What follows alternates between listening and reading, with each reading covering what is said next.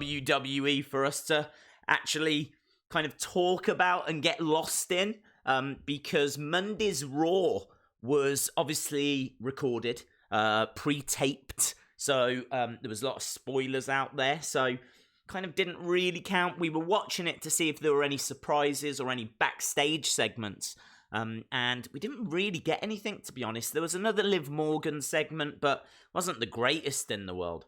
And so I think Raw was a little bit disappointing. I thought some of the action was good. I think the show was fine, especially considering it was taped. But yeah, not really a show that you could get like really lost in. Then of course NWA on Tuesday, fantastic as always. On Wednesday, NXT was a very different show. It didn't have any AEW competition.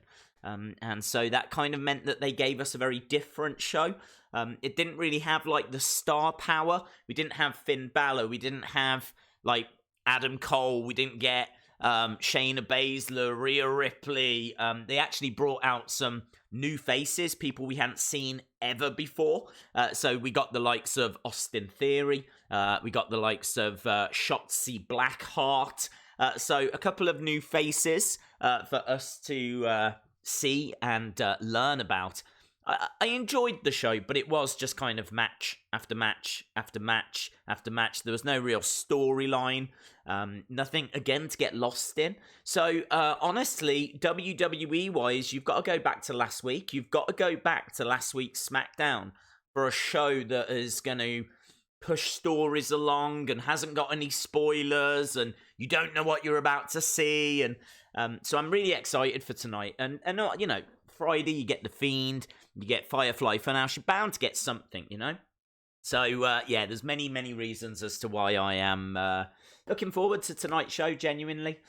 Plus, also, we are getting towards the end of December. I think December can always be a bit of a rough month for WWE. I don't know if they give creative the month off. I honestly don't know. Seems like they gave them 2019 off this year, but... yeah, as soon as we get out of December, we start then in January, building towards the Royal Rumble. And really, that is the start of Wrestlemania season. Kind of takes a bit of a dip come February, but we're right back there for March and certainly the beginning of April. So only exciting times ahead, my friends. And I hope you're all having a fantastic festive season. I hope you had a very good Christmas, Boxing Day, and of course we're getting ever closer to the new year. So yeah, shout out to everyone that's in the chat. I need to go down and just shout out famous KJ Carter, who sent through a super chat. Thank you very much, my friend. Shout out to you, buddy. And shout out to Lou Justice, my favorite kind of justice. Lou Justice, who says... How are you watching SmackDown? Wink, wink. Well, actually, nothing illegal. I'm watching it on Sky Sports. I do have to use alternative measures when it comes to NXT because there's not a way of watching that easily, legally in the UK. So I do sometimes have to find alternative methods. But not for SmackDown. SmackDown is on Sky Sports along with Raw. And so that's where we'll be watching it. Tom Thornton Vlogs says, is SmackDown live or taped tonight? Also, hi. Hello, my friend. SmackDown is live tonight, and we got some big matches ahead. We've got The Miz against Daniel Bryan against King... Oh, I always forget King Corbin. It's a skill that I've learned. To forget about him. So, yeah, we've got that match. Winner will face The Fiend at Royal Rumble. I'm expecting Daniel to win that. I think King Corbin doesn't belong in this feud. And then I think The Miz will probably face Funhouse Bray. We could get Fiend and Funhouse Bray both on the same show, on the same night in January at the Royal Rumble. I just saw this is the NWA podcast. Great friends of ours. Love those guys. They said, I spent Xmas watching NWA Power with Days. I love those guys. If you're not subscribed to their channel, I've seen that they're just continuing to just explode. They're well over 1,000 now. I saw it was sneaking up to like 1,100. So they really were starting to, get that momentum going. And that's so important when you've got a YouTube channel. If any of you are watching and you've got your own YouTube channel, you just need to get that momentum going. It's the hardest part. It was toy hunts for me. My very first toy hunt video back in 2016. I did it to put something different onto the channel, and it just exploded. I think my videos around that time were getting a few hundred views, and then I did a toy hunt, and that got a few thousand. And I was like, what is this? So, of course, then we started looking at more toy hunts. We started looking at figures, and that's how that whole world opened up to us. And honestly, it was from there, the ball was rolling, and once that momentum is going, it just continues to roll. It's really great to see that happening with This Is the NWA podcast. As we said, they got to 1,000 subscribers, and now that ball is just rolling for them. So if you are a fan of the NWA, check those guys out. Shout out to Brandon. Shout out to Walid. Baby Girl 1728230. Not to be confused with Baby Girl 171283220. I make that mistake all the time. Says, I have a YouTube channel. There we go. Do regular uploads. Some of you might be thinking about starting a channel in 2020. My advice would be do it, because you never know where it might lead. And even if it doesn't lead anywhere, just getting your views out there that someone might stumble across, or you can then share them onto Twitter or whatever. It's quite therapeutic, because I used to watch wrestling, and I would be sat in the room on my own. It's why we do these watch-alongs. I would be sat in a room on my own, just kind of thinking through everything I'd seen, and just like, why have they done that? That doesn't make any sense in relation to this, or are they trying to go in that direction? And as we said, it's from that the channel started. We were off. So do it. Definitely do it if you're thinking about doing it. Gap says, I've got a YouTube channel as well. Gap3674 Gaming. Hello to everyone. There's a lot of people asking for shout outs. There's a lot of people saying hello. So hello to everyone that's saying hello. And shout out to everyone that's asking for a shout out, like Carter Thompson, who's just popped up on screen asking for a shout out. So shout out to you, my friend. Do you remember when you tried to get revenge on that Seth Rollins big fig? I do. We did a couple of videos on that subject, and I really enjoyed doing them. But I was actually in the process of starting to... I don't know if I was leaving Southampton or thinking about leaving Southampton. So I kind of thought, well, I can climb up on stuff, and if something gets broken, which wasn't my intention, but you never know. So I thought, there's every chance I jump on the bed and the bed breaks, or I climb up the bookshelf and the bookshelf breaks, or, you just don't know. But the reason I did it was because, I knew that I was going to be leaving Southampton. And, I can't remember what happened, actually. I think the shelves fell off the first time, and the whole bookshelf fell over the second time. That was crazy. I'm not looking to destroy anything this time, to be honest, which is why we've not done any more, but I do love those videos. Shout out to Jason Peace. Days the Fiend is coming. I think the Fiend is going to be coming onto SmackDown tonight. I am expecting to see him. Of course, that main event is that triple threat match, and the winner will go on to face the Fiend at the Royal Rumble, so I would expect to have him around. Looking forward to tonight's show. How would you book Roman Reigns versus Bray Wyatt if that is what WWE do at WrestleMania? Well, I tell you what, that is such a great question. I am actually going to spend a couple of minutes on it. And it'll also give me a chance just to tweet out the fact that we are live streaming. So, I love questions like that. How would you book The Fiend versus Roman Reigns? So, I very much would work from the end backwards. They've always said that when you come to writing stories, where do you want to get to? What is the final thing that you want to achieve? And then build it backwards. So for me, if I was booking that, I would want The Fiend to win. I think getting a victory over Roman Reigns at WrestleMania would be a big feather in the Fiend's camp. That would be a big achievement. So as scary as it might be to think that Roman is going to win, think of the possibility of the Fiend winning, beating Roman Reigns, the man that headlined WrestleMania 31, 32, 33, and 34. He main evented 4 WrestleManias in a row. To get a victory over him would be absolutely huge. So the end result would be that the Fiend would be victorious.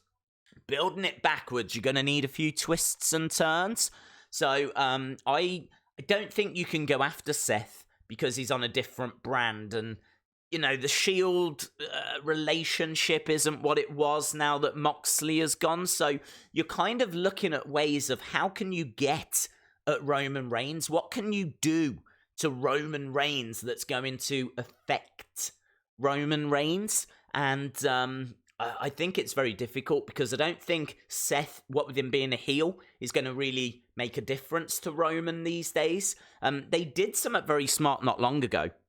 I can't remember the feud, but they brought in one of Roman's cousins, one of the NWA family.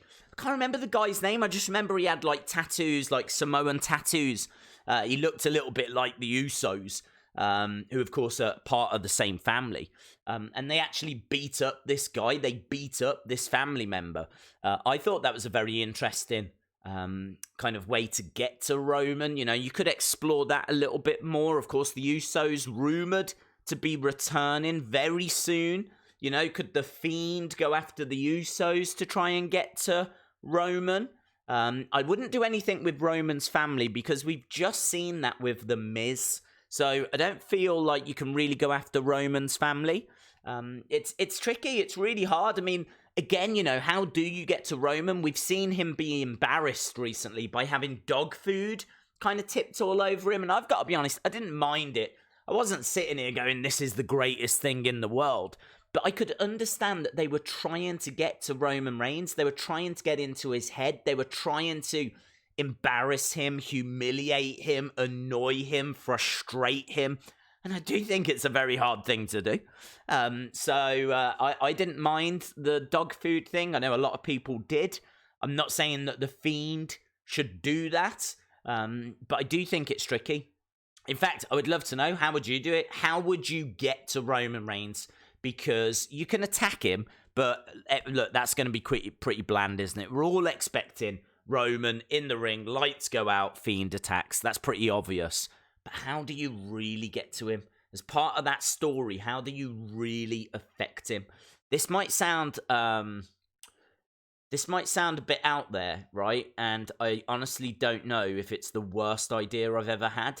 But I'm going to say it anyway because I think bad ideas, sometimes you can get good ideas out of bad ideas.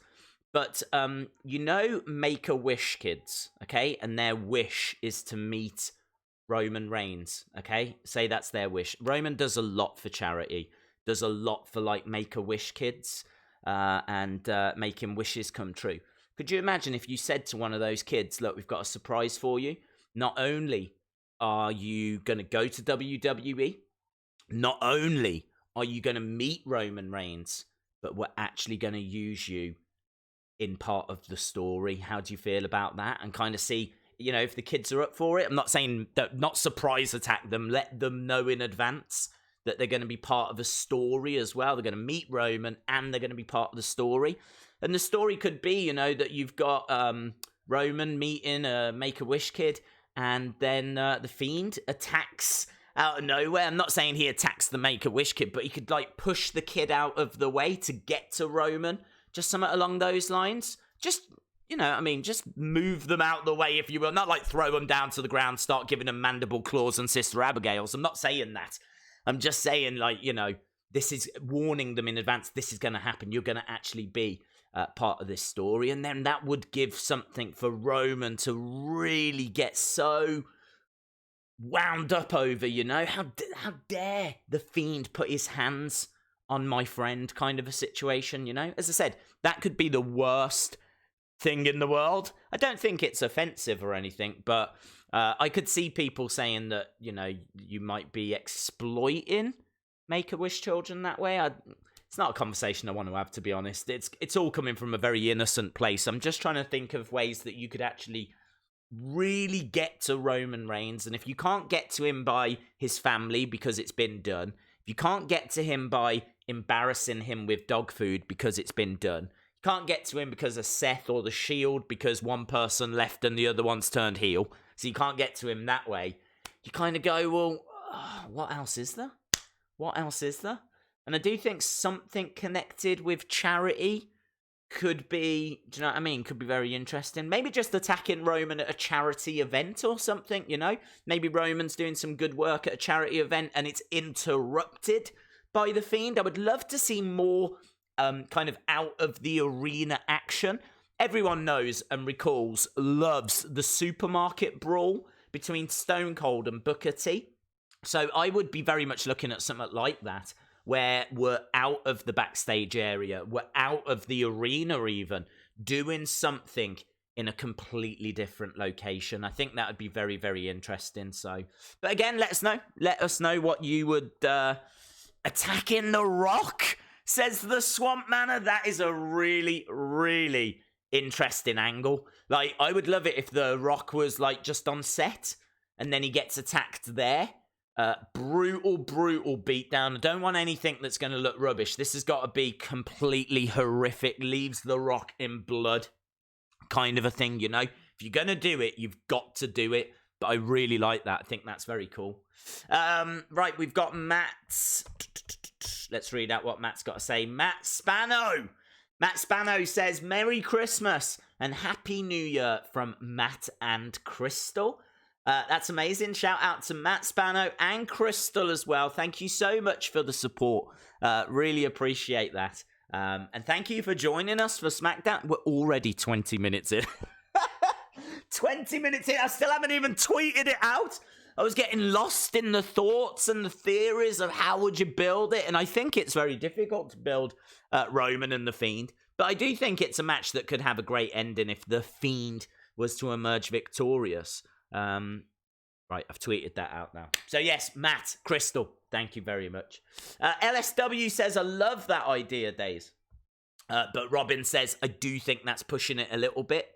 Yes, kid violence, let's go. Look, can I be crystal clear? As I said, this is not Mandible Claw. This is not Sister Abigail. This is just a interrupted photo opportunity. But it would not be fair to not tell the kid in advance. That's what I'm saying, okay? So I'm saying that, you know, what that would allow Roman then is Roman could say that this was my opportunity to meet my friend and to, you know, make that wish come true. And you took that away from the kid and you took that away from me.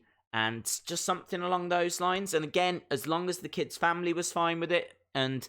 I think the kid would love it, to be honest. I mean, could you imagine actually being part of the storyline, you know? I don't know. Again, I honestly don't know if that's a bad idea or not, but just throw it out there, you know? If it sinks, doesn't it? Doesn't really matter. We're not going to do it, so don't worry about it. Curtis Johnston says, I'm watching the stream with my family on our new TV. Woo, woo, hey, little bit of bragging going on right now. I hear you, Curtis, I hear you. It's not HD, is it? Because you do not need to see this in HD. Honestly, I am not guilty if that TV develops a fault, okay? It is totally not my fault if your TV develops a fault, because this was never intended for HD. So, thank you. We got it for Christmas. Days has never looked so big. Oh. What about now? What if I do this? Hello. Look at that. That's sinister, isn't it, Curtis? Isn't that sinister? In my head, I'm just imagining my face on your TV now and all your family going, what is... This is the weirdest Christmas ever. Apologies to Curtis's family. We are also proud owners of a new chocolate orange. Amazing. I think I've still got a little bit of mine in the fridge because I didn't manage to eat it all the other day, but amazing. Shout out to you, Curtis. I hope you're having a great Christmas. Sounds like you are if you've got a new TV. Days, next week SmackDown is on BT Sport. It's fine. I've got both anyway. I've got BT Sport and I've got Sky Sports. So wherever they want to move it, it's not a problem. But yes, worth people knowing that might be tuning in next week to Sky Sports that it is moving to BT Sports. What do you think would about one day having Fiend versus Undertaker, but buried alive? That would be cool. I'd be totally down for that. I mean, I don't know what Undertaker's limitations are now, but a buried alive match is something that we haven't seen. I couldn't even tell you when the last one was. Does anyone know when the last buried alive match was? But I do think that would be an excellent idea. Buried alive match.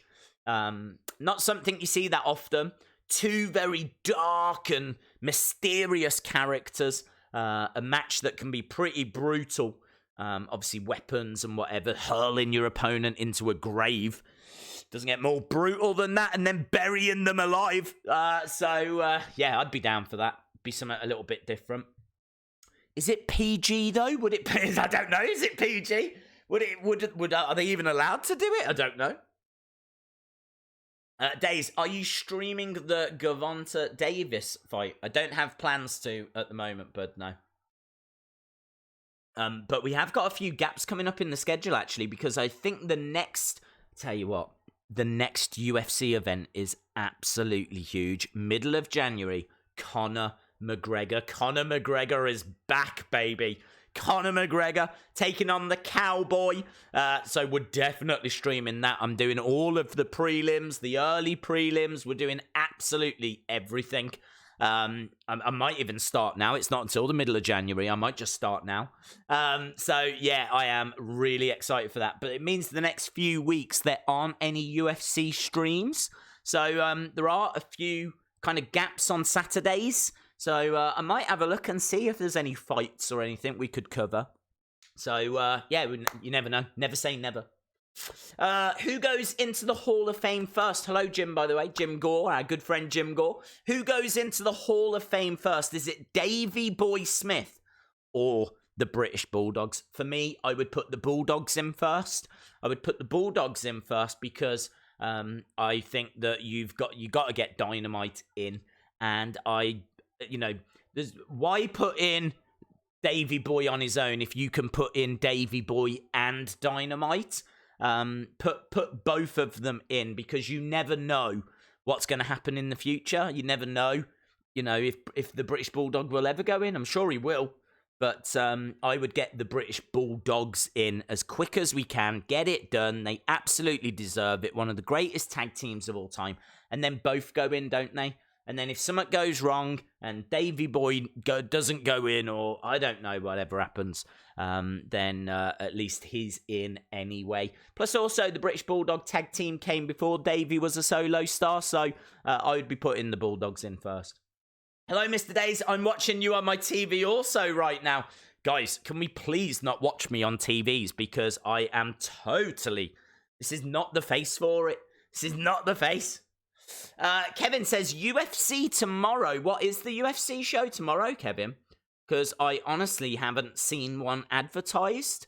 And I did go on and I've not seen one.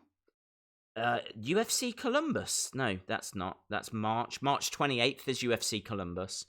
Let me know. Let me know what it is. But because honestly, I have not seen a UFC show advertised for tomorrow. So that would be news to me. Lou Justice says, I want Liv to win the Rumble, but leave Bayley alone. Well, we can move over to the Liv Morgan conversation, because she did actually tweet a couple of things out, and they were quite interesting. I was kind of debating whether to do a video, but there wasn't really enough there for me, to be honest. So 6 hours ago, okay? 6 hours ago, Liv Morgan tweeted out this. It's some text. I'll read it out to you. She says, people come back stronger, so I wouldn't worry about how hard you've been hit. We've all lost a few times here and there, but it's the way you rise that counts. The way you come back and the way that you deal with what brought you down in the beginning. That's what makes you who you are. How you fall and how you fly and how far you extend your wings to make sure you don't ever have to touch the ground again. That's what's important here. Remember that. And then she tweeted that picture out. That picture of her before and her now. Her not in a bath, her in a bath. So kind of more cryptic tweets there. Obviously, she's basically saying that she's been knocked down in her career, held back in her career. They weren't really doing much with her when she was kind of removed from the Riot Squad. There's a lot of excitement around what she's doing now. And I kind of think it just really relates to that. But we'll have to wait and see. I mean, hopefully we get another clue on Monday in regards to Liv Morgan. I can't say that I want to see her win the Rumble because I've never been the biggest Liv Morgan fan. I've been very vocal about the fact I thought they brought her up from NXT too soon. I think she needed a little bit longer.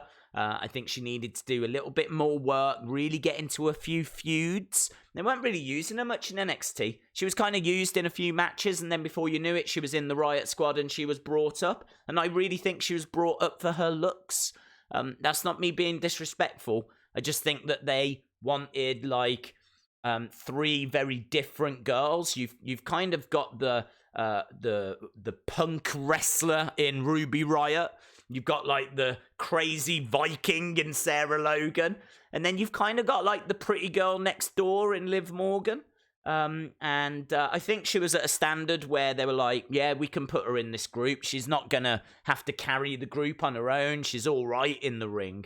But I still felt that they brought her up too soon. Equally, I thought she did improve over time. I thought all of her appearances and her house show appearances and all the work she was putting in, she was starting to get crisper in the ring, and she was starting to transition her moves a lot better. So I did think she started to improve. So I am really on board with this refresh. And I know she's working hard in the Performance Center. She's sent pictures out of her at the Performance Center. So I know she is working hard. I'm intrigued to see what she looks like. But look, do I think she should be coming back and winning Royal Rumbles, going for championships and carrying the women's division? Not based on what I've seen, to be honest. This would have to be a very, very strong gimmick. Very strong gimmick.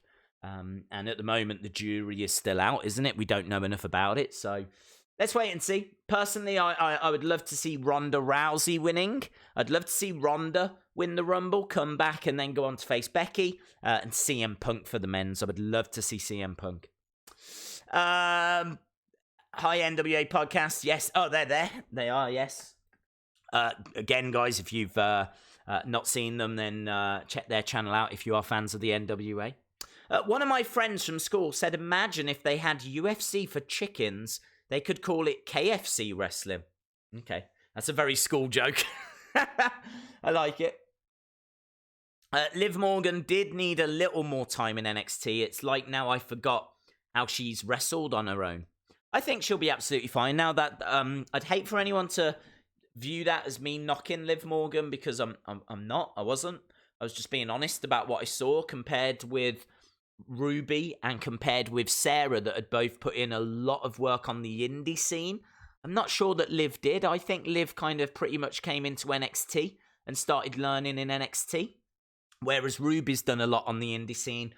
Sarah Logan, of course, has done a lot on the indie scene, and so they were a bit more seasoned, and you could tell that in their wrestling.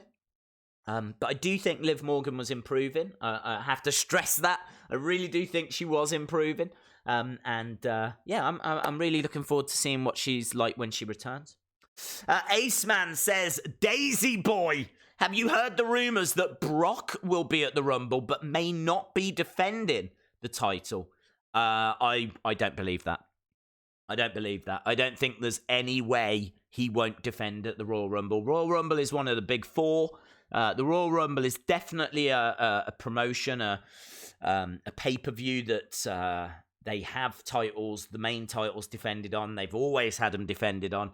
I would be amazed, unless there's some kind of a diary conflict and Brock just can't do that date.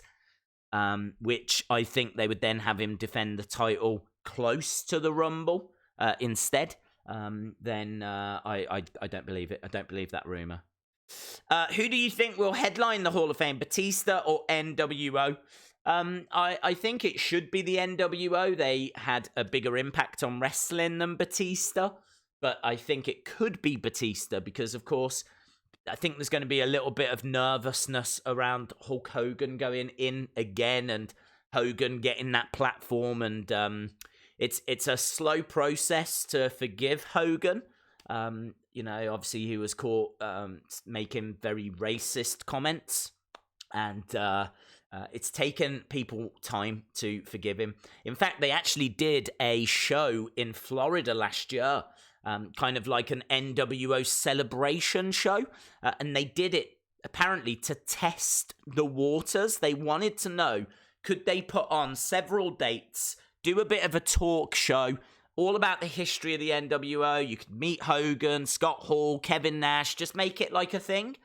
They did that last year, around this time last year, to try and gauge if people were still interested in the NWO. And Hogan even admitted that. He said, we're doing it because we want to know if we're still relevant, if we're still popular.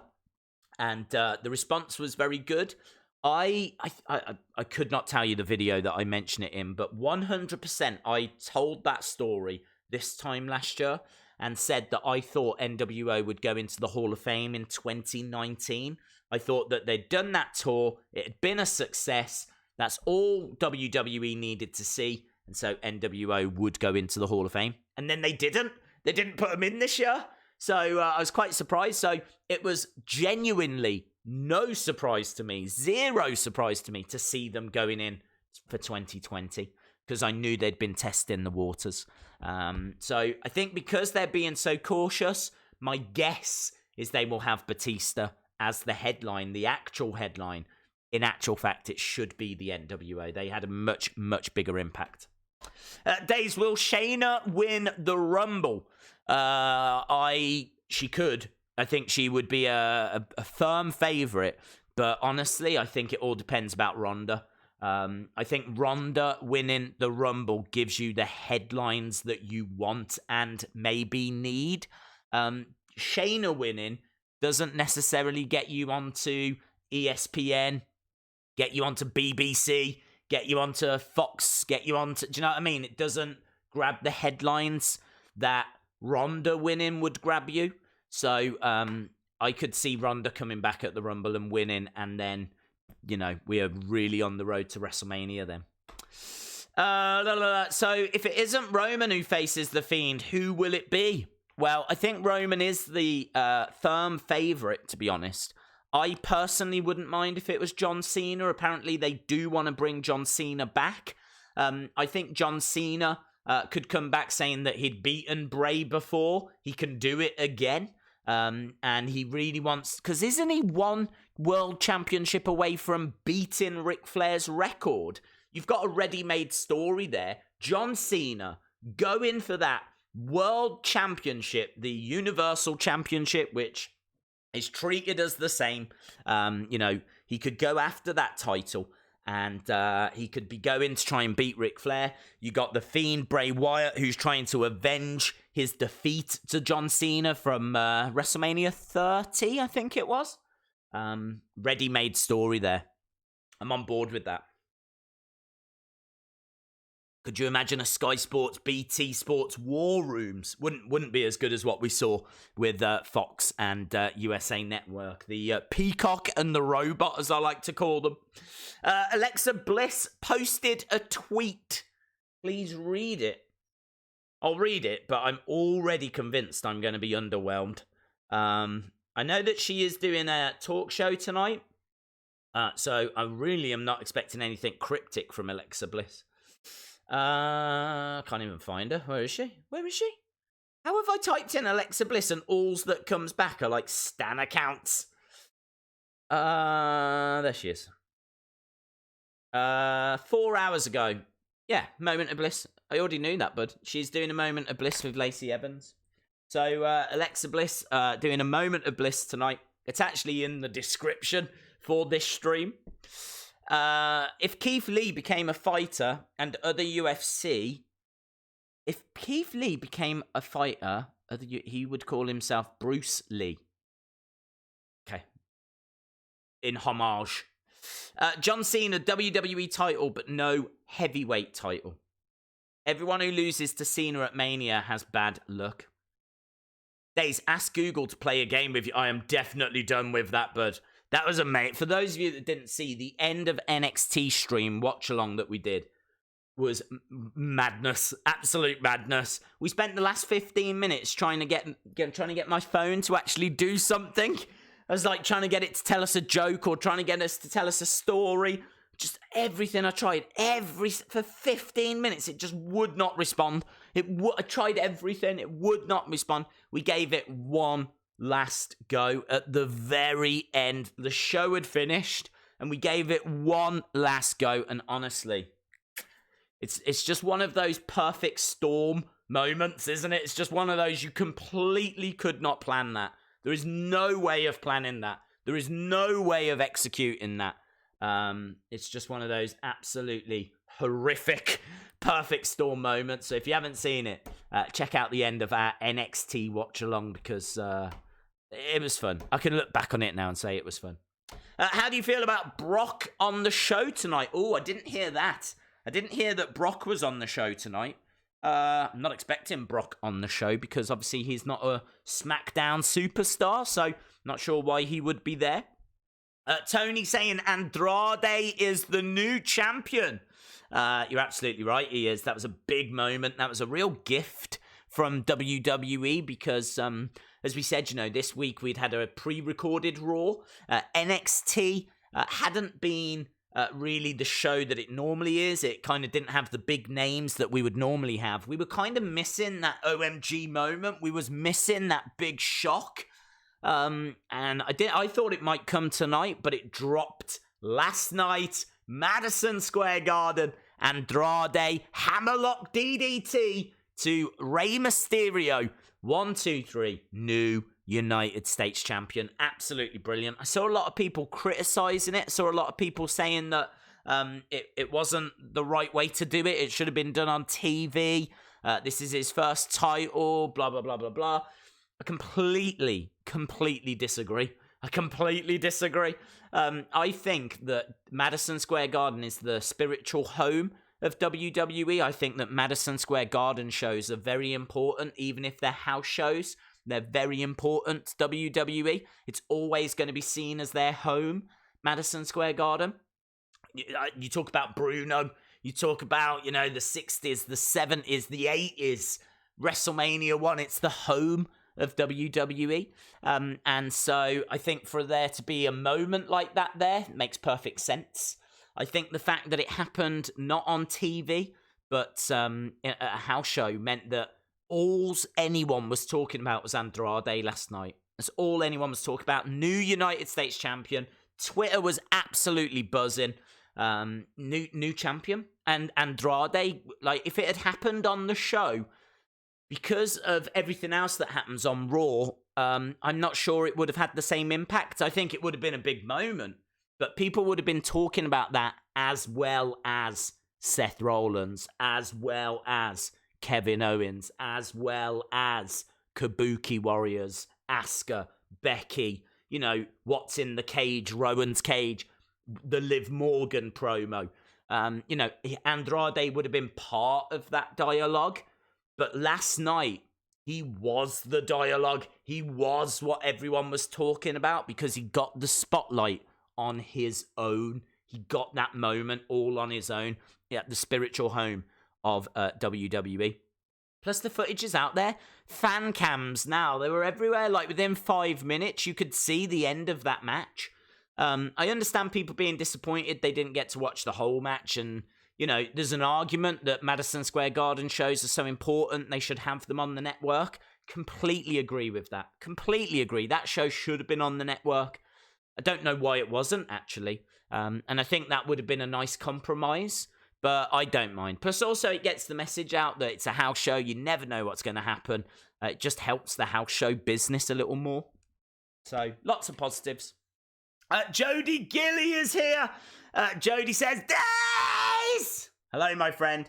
I was in your video. Thanks. You was? Yes, because you made a recommendation, didn't you, my friend?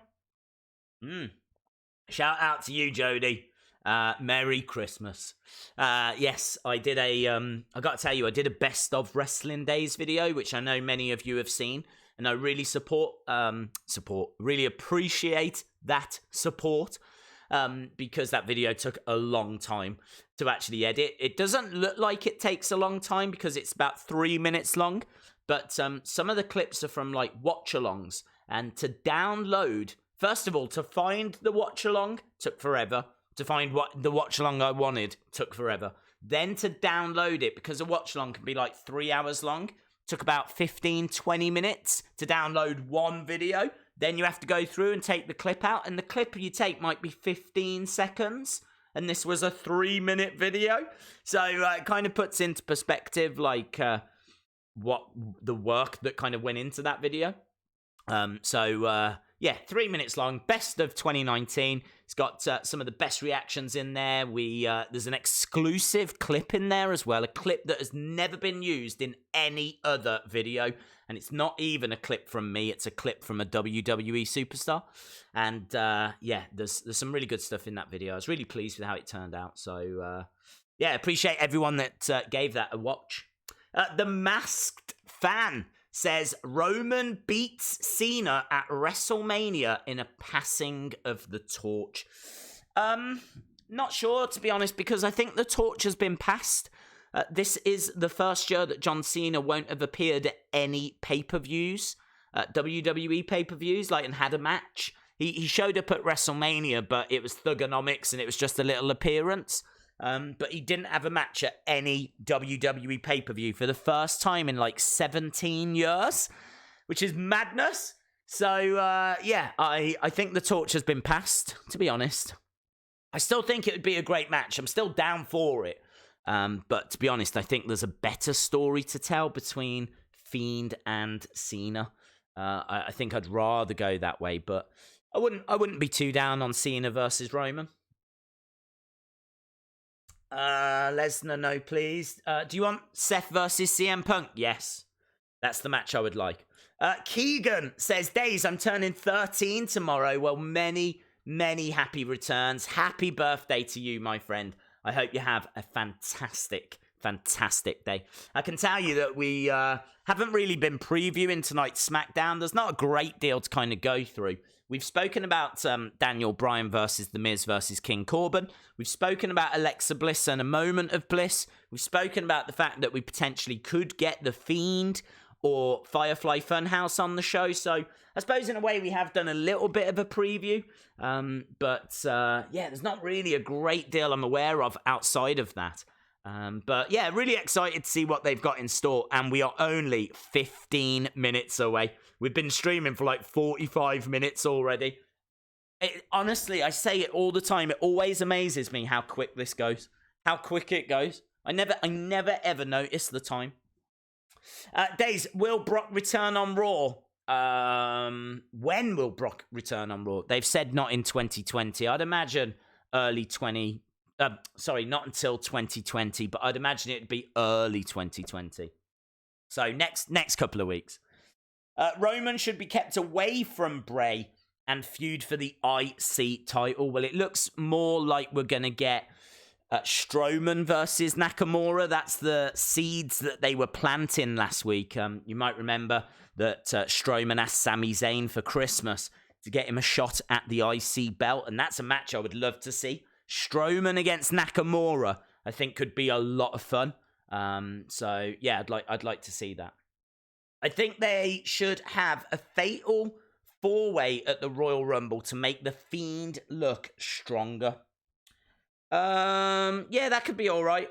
That could be all right. I'm not against it. I'm not I can't say I'm massively in favor for it. Just because I think fatal 4-ways can sometimes get a little bit crowded, can sometimes get a little bit, I don't know, lost, I don't know. I've seen more bad fatal 4-ways than I've seen good fatal 4-ways, to be honest. But not the worst suggestion in the world. Who do you want to win the triple threat? I think it's got to be Daniel Bryan for me. I think Daniel Bryan has got to win it because it's unfinished business. I don't think that The Miz has got a problem with The Fiend. I think The Miz has got a problem with Funhouse Bray. So, I think Fiend versus Daniel, Miz versus Funhouse Bray. That's how I can see Royal Rumble. I could see that being the Royal Rumble card. Hello, Christopher Rogers. Hope you are well. Darian says, I'm turning 12 tomorrow. Well, again, many happy returns to you, my friend. I hope you have a fantastic day. Nails and NY, hello, my friend. How are you? Have you drunk any Christmas beers? Not one. No, not one. I'm really fortunate because I didn't want anything for Christmas. I didn't need anything for Christmas. And literally the beers is all I got for Christmas. But I'm very fortunate because Mama Days did buy a load of just normal beers as well. So I've got a lot of like normal beers downstairs. And then those that we looked at the other day are a bit more specialist. They're a little bit more like not the kind of thing you would have every day, you know? They're kind of like craft beers, I suppose. So they're like more special ones, but I haven't had any, no. Ready 986, hope you are well, my friend. Otis is hilarious. He is a lot of fun. That's a whole storyline, isn't it, at the moment? Otis and Mandy Rose. Looking forward to seeing that progress. I actually thought that was quite fun last week. What with the Miracle on 34th Street fight and all that kind of stuff. I was into that. Hang on, was that... I can't remember if that was Raw or SmackDown now. I feel like... Isn't Mandy Rose on SmackDown? I feel like I saw it on Monday. Everything's just kind of like merging into one. Older than you and younger than the wind. That is the correct answer, baby girl 171282330. Shout out to you. Would you like to see Sheamus versus Bray Wyatt now that Sheamus is back? I think Sheamus is going to be very difficult to book, to be honest, because I don't think he's ever really been a superstar that people have found that exciting. I do like the little promos they're giving him. And I do like, the fact he's saying that SmackDown has become weak and he's going to bring the fight back and all this. He's talking a good talk, but for some reason he just doesn't... There's something that just doesn't connect. I can't tell what it is. I don't know. I don't know why he doesn't connect. I suppose putting him in a feud with Bray might be interesting. I honestly don't know what they're going to do with him. I got a horrible feeling he's just going to be in the mid-card having feuds with like Shorty G. I don't think he's going to be at the top of the card fighting Roman and stuff like that. I don't know. I think it's very, very difficult. Dave, surprised you got Ricochet, Braun, and Cesaro in the video. Yes, it's just fortune from last year. Just very, very fortunate. And one of those superstars that I just named, the clip of them in the video has never been seen before, which is why that best of 2019 is a little bit special. It's a little bit of a special video for me.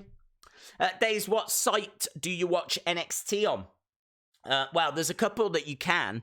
Obviously, if you are able to, then you should watch it on the USA Network. If you're not able to, like here in the UK, then there's a few sites. You just have to Google it. Simple as that. Just go onto Google and you'll find plenty of streams. Apparently, there's like streams on Twitch and stuff like this. Like, I don't feel bad about telling you that these things exist because they're out there. They exist. And I think most wrestling fans know about it. I'm pretty sure WWE know about it.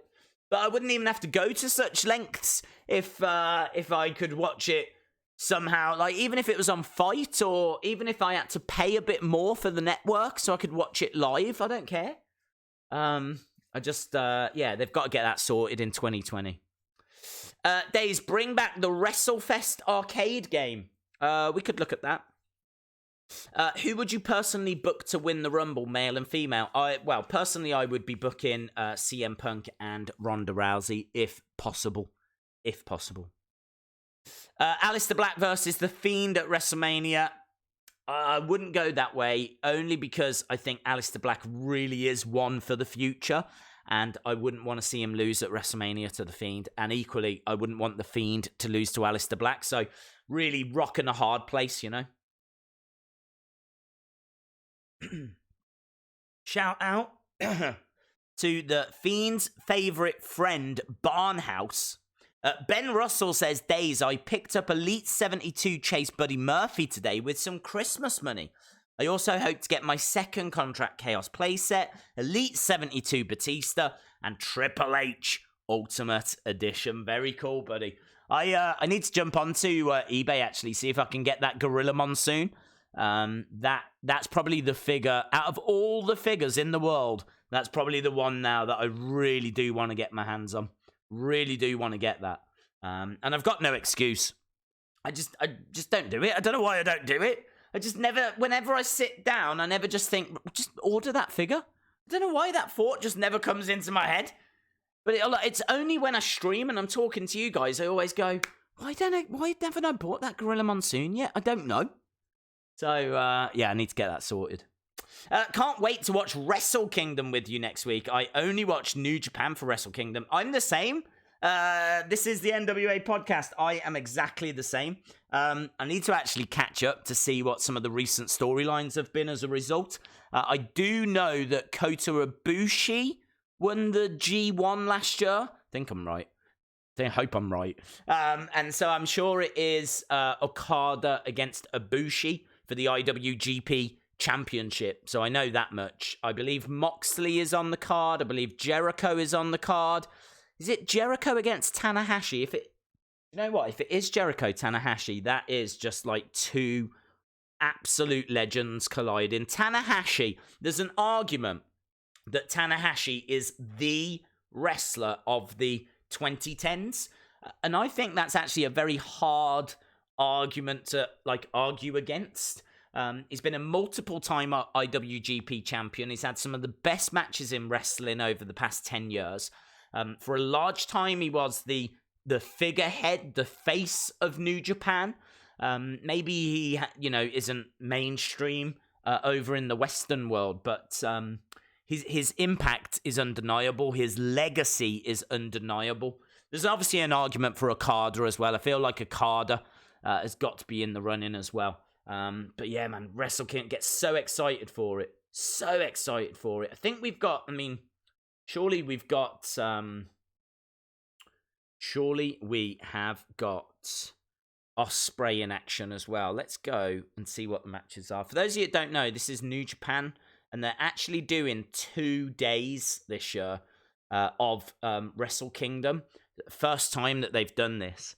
So we have got quite a lot of tag matches on the first night. And then we've got Gorillas of Destiny against Finjuice. Finjuice? Ugh. That doesn't sound good. We got Lance Archer versus John Moxley in a Texas death match. We got Will Ospreay versus Takahashi. Obviously, Takahashi returning, suffering a broken neck. Takahashi coming back.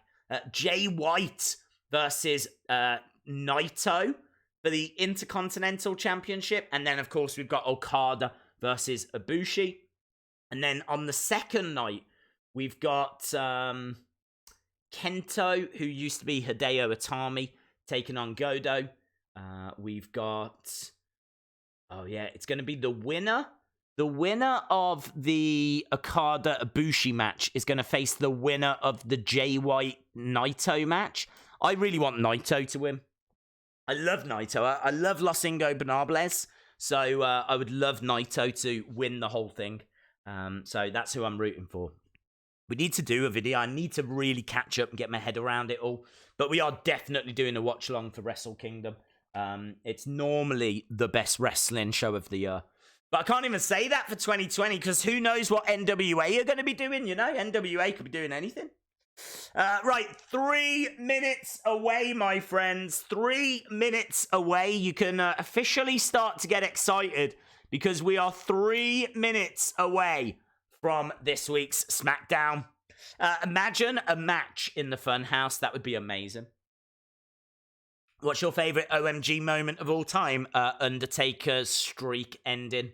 That is absolutely my OMG moment of all time. Days, what has been your favourite match of 2019?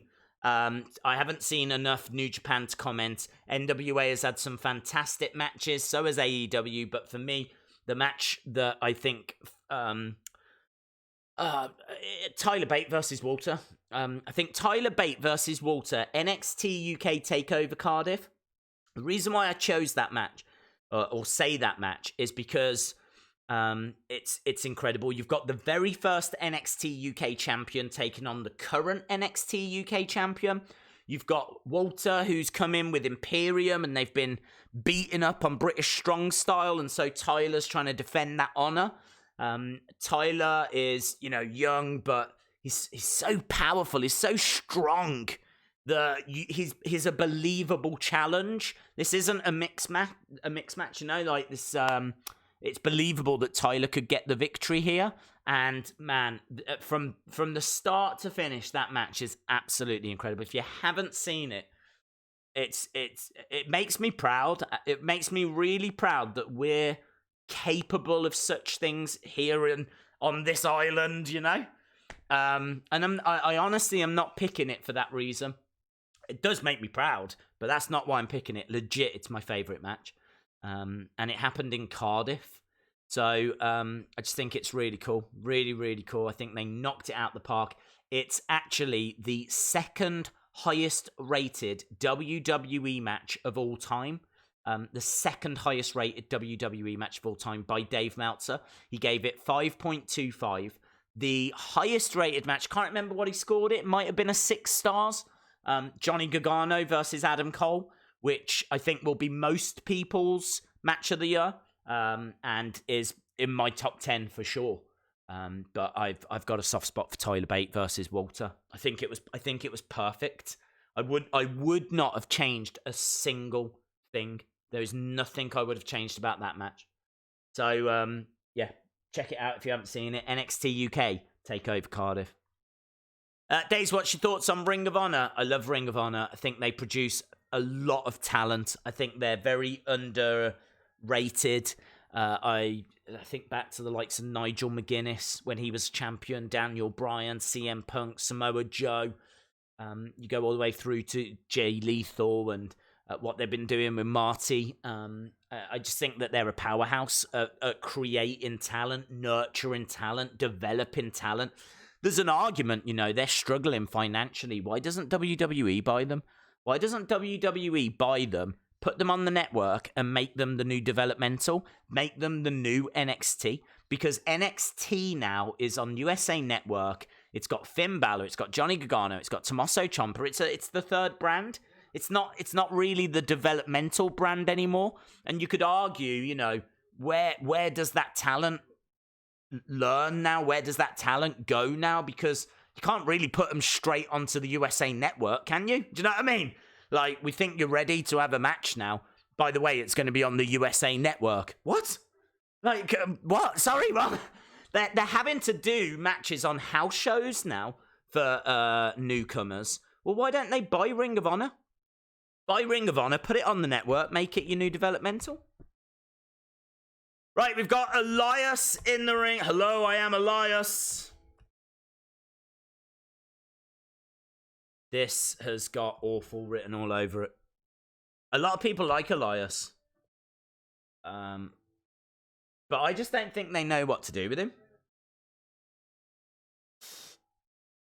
I like that for Ring of Honor. The library has got a ton of talent that is in WWE right now. It makes perfect sense, doesn't it? Because they could buy that library as well. I think they have worked with them a few times to actually use their library on like documentaries and things. So I think they've I don't want to say they've gotten an agreement or an arrangement, but there's some kind of an arrangement. I suppose arrangement would be the right word. There's some kind of an arrangement that allows them to use Ring of Honor footage for like documentaries. I'd bring them in. I think they're brilliant at producing talent.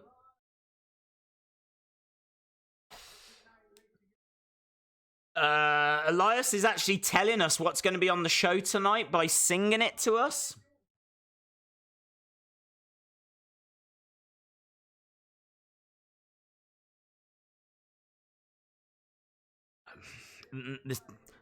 I'm sure people are enjoying this. It's not for me, to be honest. It's not for me. I'm not an Elias hater. I think he has had some fun moments, but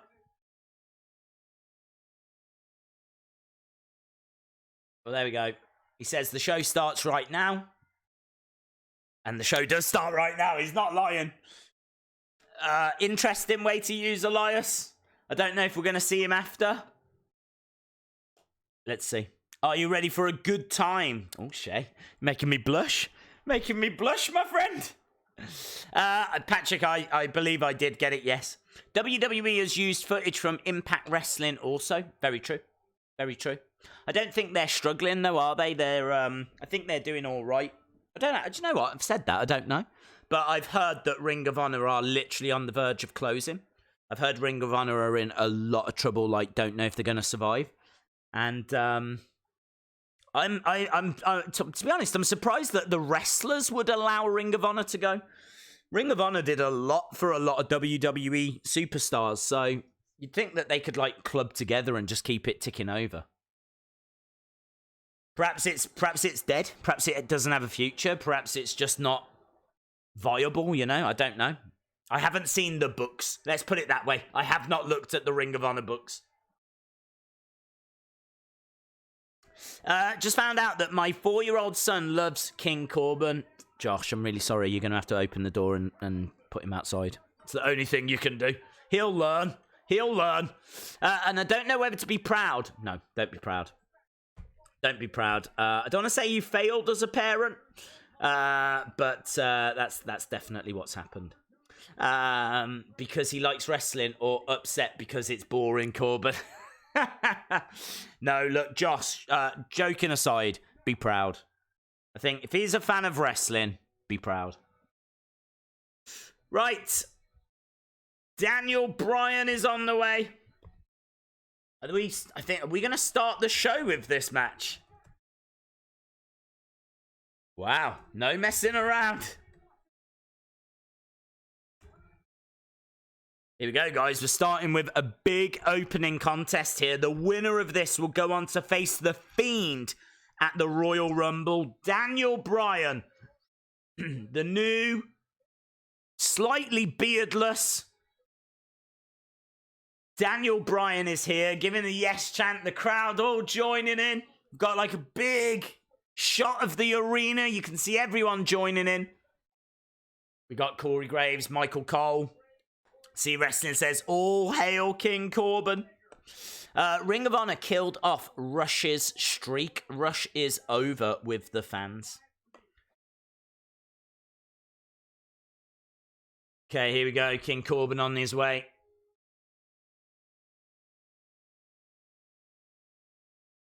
Oh, he's got a microphone. Ugh.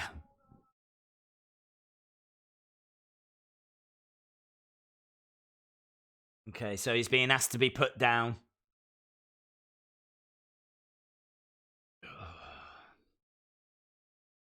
This is not going to be good, is it?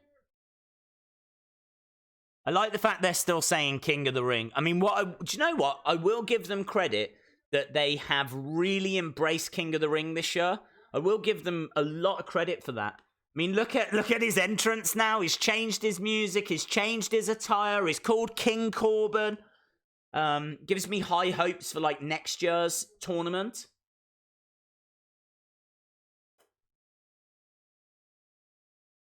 So he's saying that people are jealous of his success. Rush was not as over as PCO, though. I still need to see PCO. I'm aware of who PCO is, but I haven't seen him wrestle in Ring of Honor. He's in his 50s. I can't get my head around it. In my head, it shouldn't work. But people are really into PCO. So, yeah, I'm really intrigued. We don't have to watch the whole 2 hours. The main event is starting now. You're right. This is WWE's gift to us. They're like, guys, here's the main event. Here's the main event. We know what the show is, and even we've cut it. We've decided not to air it, so we're just going to go straight to the main event. Either that, or we're going to have a 2-hour Baron Corbin promo right now. What if no one wins and it's a fatal 4-way? That's an option, but I would hate it, to be honest. As I said, I've seen more bad fatal 4-ways than I've seen good. Shout out to James Barry. Brandon, you haven't missed anything yet, my friend. You haven't missed anything. This is our first match. They're starting, as Ace Man said, with the main event. We're not messing around tonight. Baron Corbin, by the way, is still talking, and it makes me hate the world. Still going. And he hasn't actually said anything. That was a completely pointless promo. Completely pointless. That promo said nothing. It badmouthed the crowd, put over the fact that he's going to be the next Universal Champion.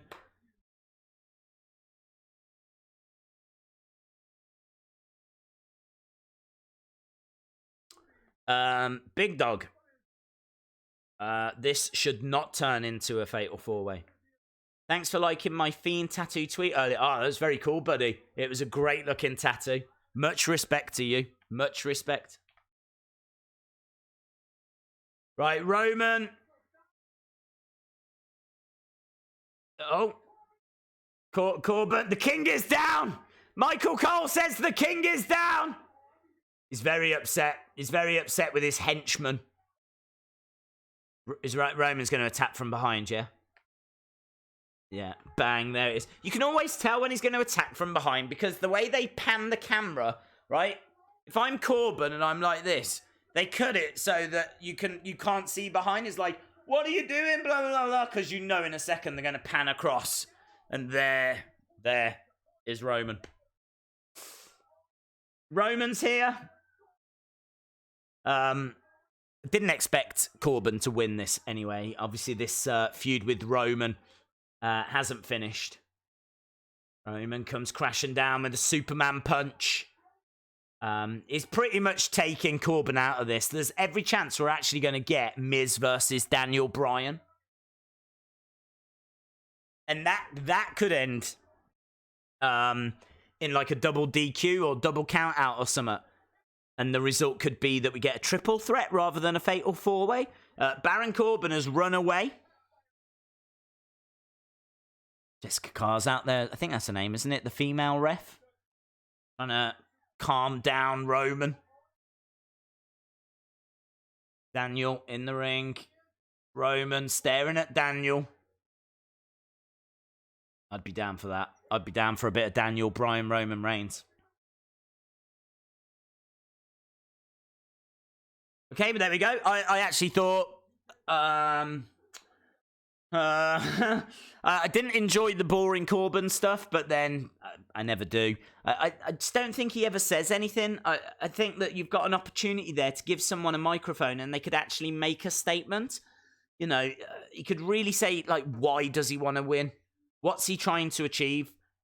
He wants to be the first person to win King of the Ring and the Universal Championship at the same time. Or tell me something along those lines, yeah?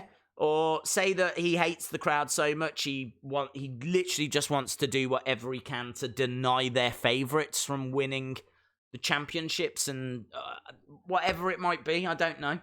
Give me something, but he just never seems to say anything.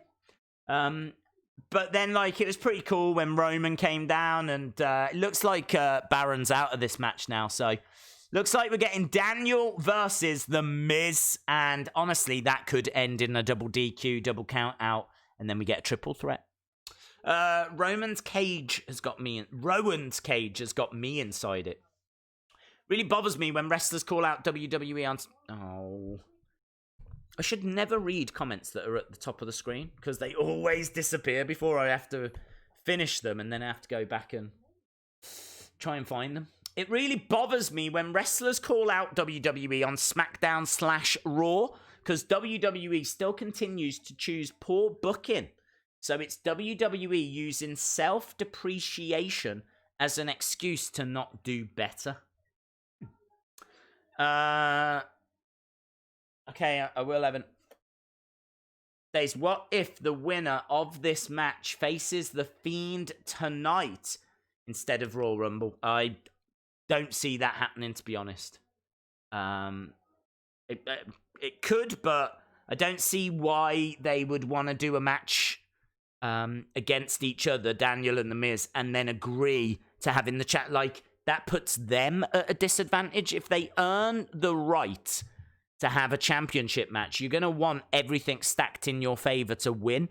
And you don't achieve that if you have the championship match tonight. So, yeah, logically, I don't see how that would make sense. So that definitely means that WWE are going to do it. That's what's going to happen. I love Sheamus's old theme better. If the match doesn't end in DQ, loser is going to interfere at the Royal Rumble. I could see that happening. What do you think is going to be the last match or segment? I think something will be made tonight that will... I mean, you might have just seen it. We might go back to some breaking news. We're just getting some breaking news, guys. Tonight, later on tonight, we're actually going to get a match between Roman Reigns and King Corbin. This is a feud that needs to get settled. We're going to settle it tonight. And that could be your main event. Sponsors WWE on Sky. Are you ready for... Adam, thank you. Adam Rotella has just sent me a link to a PCO documentary on YouTube. That is amazing. That is exactly the kind of thing I love watching. I love documentaries. Love them. Love them. I would watch documentaries over any other kind of film. If I had to go to the cinema and choose to watch, say, a Michael Moore documentary or a Avengers movie, I'm going to the Michael Moore documentary. I love documentaries. Hello, Jesse. Hope you are well. So this is the NWA podcast. If you are still around, thank you very much for sending me that. I am 100% going to be watching that. I bought another book. I hope they are still around. Let me show you the book that I bought. I mean, I'm really into buying books. I'm not into reading books. I refuse to read them, but I'm into buying them. Because there's the whole world of ebooks, which I didn't know about. So this is the latest book that I've bought. Look at this. Look at this. I am so into this.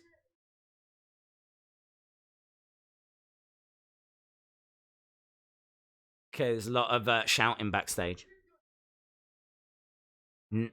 National Wrestling, the NWA, the untold story of the monopoly that strangled pro wrestling.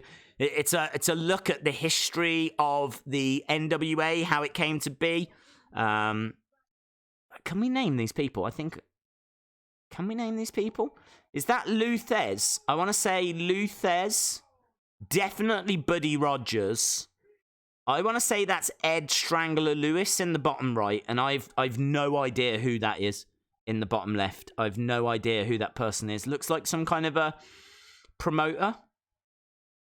I'm going to say Luthez, Buddy Rogers, Ed Strangler Lewis, and I don't know who that is. Not a clue. So, that's what I bought today. That's my life. That's what I do. That's what I do now. I buy books. And then don't read them. We got the New Day coming out. What's going on? What's happening? What's going on? What happened to the match that we were having? Did we have a match as a match? What happened? What happened? What's happened?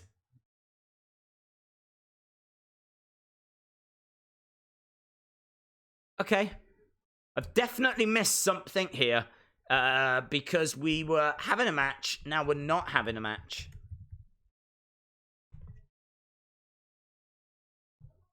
Days, are you streaming TakeOver Blackpool? Yes. Evan, I've seen it. What do you prefer, What Culture Wrestling or Cultaholic? I honestly watch neither of them the same amount.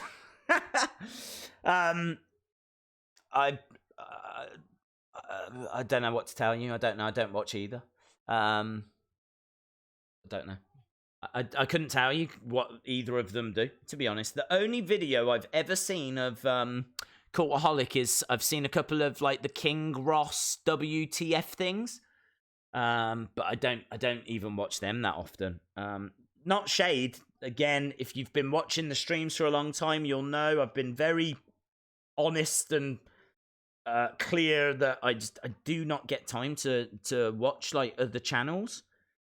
Because if I do get time, I'm trying to fill in like knowledge gaps. I want to learn about wrestling. I want to find stuff out. I want to find those new emerging wrestlers. I don't want to watch other channels that are largely doing reviews of shows that I've already watched, if you know what I mean. Like, I don't need to know what people think about Raw. I watched it. I don't need to know what people think about SmackDown. I watched it. And I got instant reaction and instant thoughts from you guys. Like, if there's anyone who I care about opinion-wise, it's going to be the people that are kind enough to join us on these streams and parts of our community. So I'm much more interested in what you lot have got to say and what we talk about during the streams than by what like other people talk about after the shows. Like, as soon as the show's done, bang, I'm onto new stuff. I'm looking at, you know, what's happening, what are the rumors, what's the latest news, what's been tweeted out, is there any new figures come in, is there anything that I can do on the channel that might be a little different. I don't know, I'm looking into all of that. Cesaro is on his way out.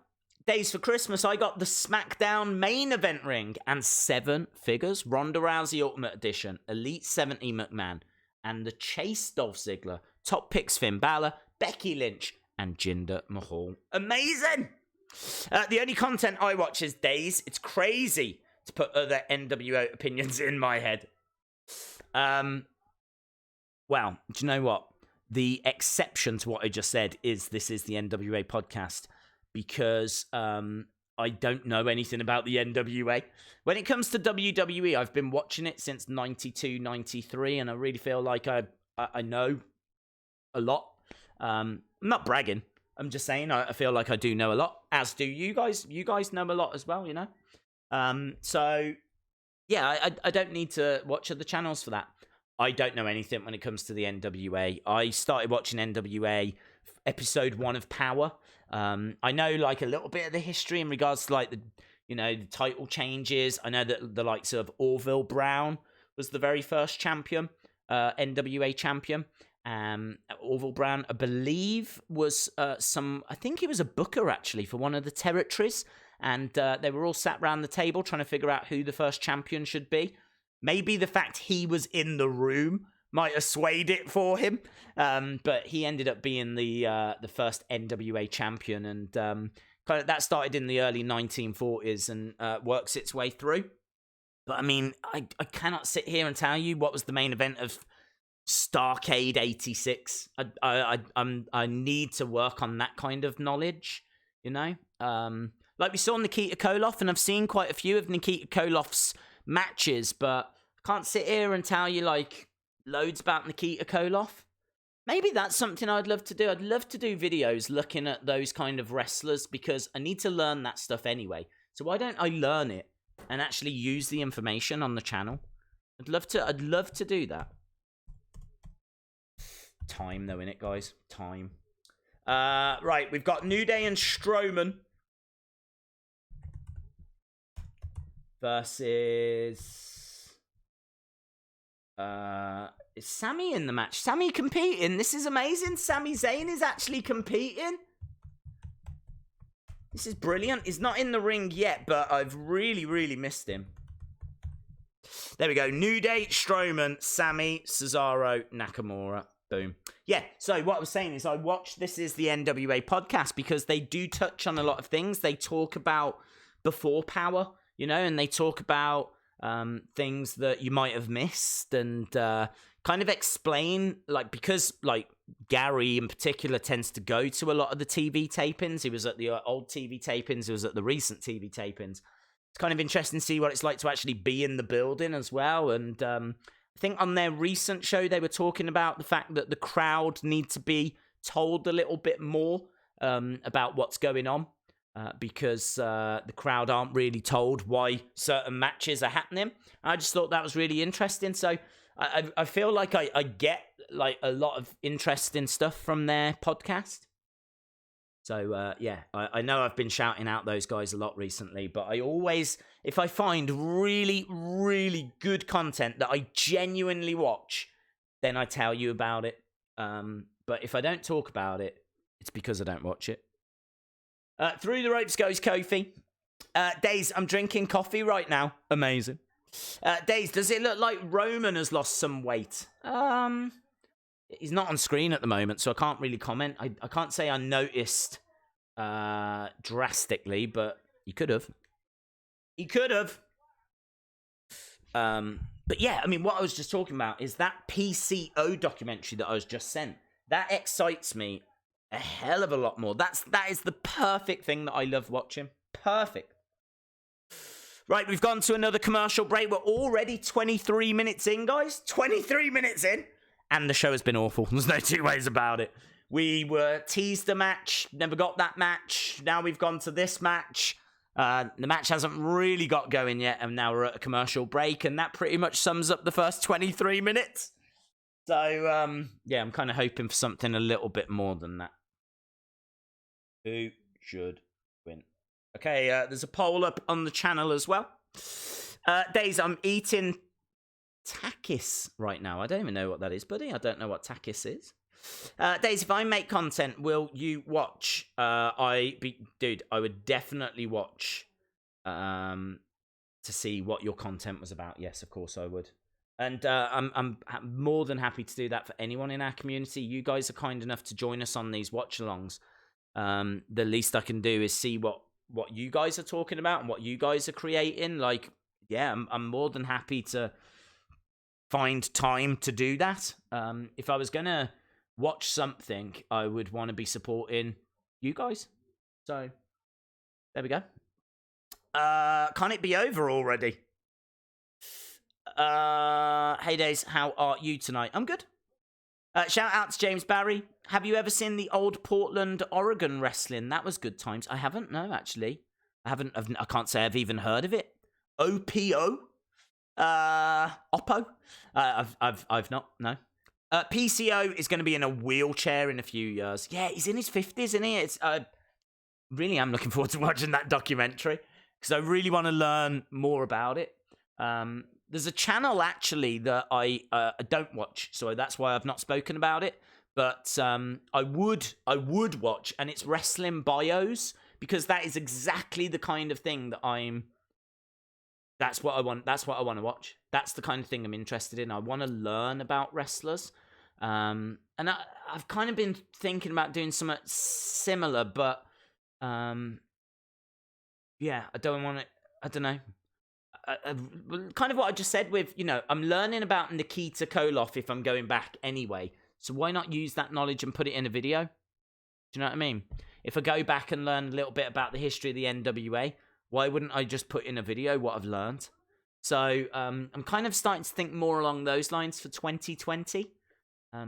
Because I really enjoy... I think if I could have any job, I'd be a wrestling historian. I would love that. I would love to be a geek. I want thick black glasses like this that keep falling down and you have to keep pushing them back up. That's very important. I want that, right? Like that. And I want to make that noise. So I'm like, hello. Like that. And then they'll be like, can you tell us who won the second match on the card at the Boston Garden in 1967 on February the 18th? 67? Yeah. That I think you'll find that was Antonio Rocca.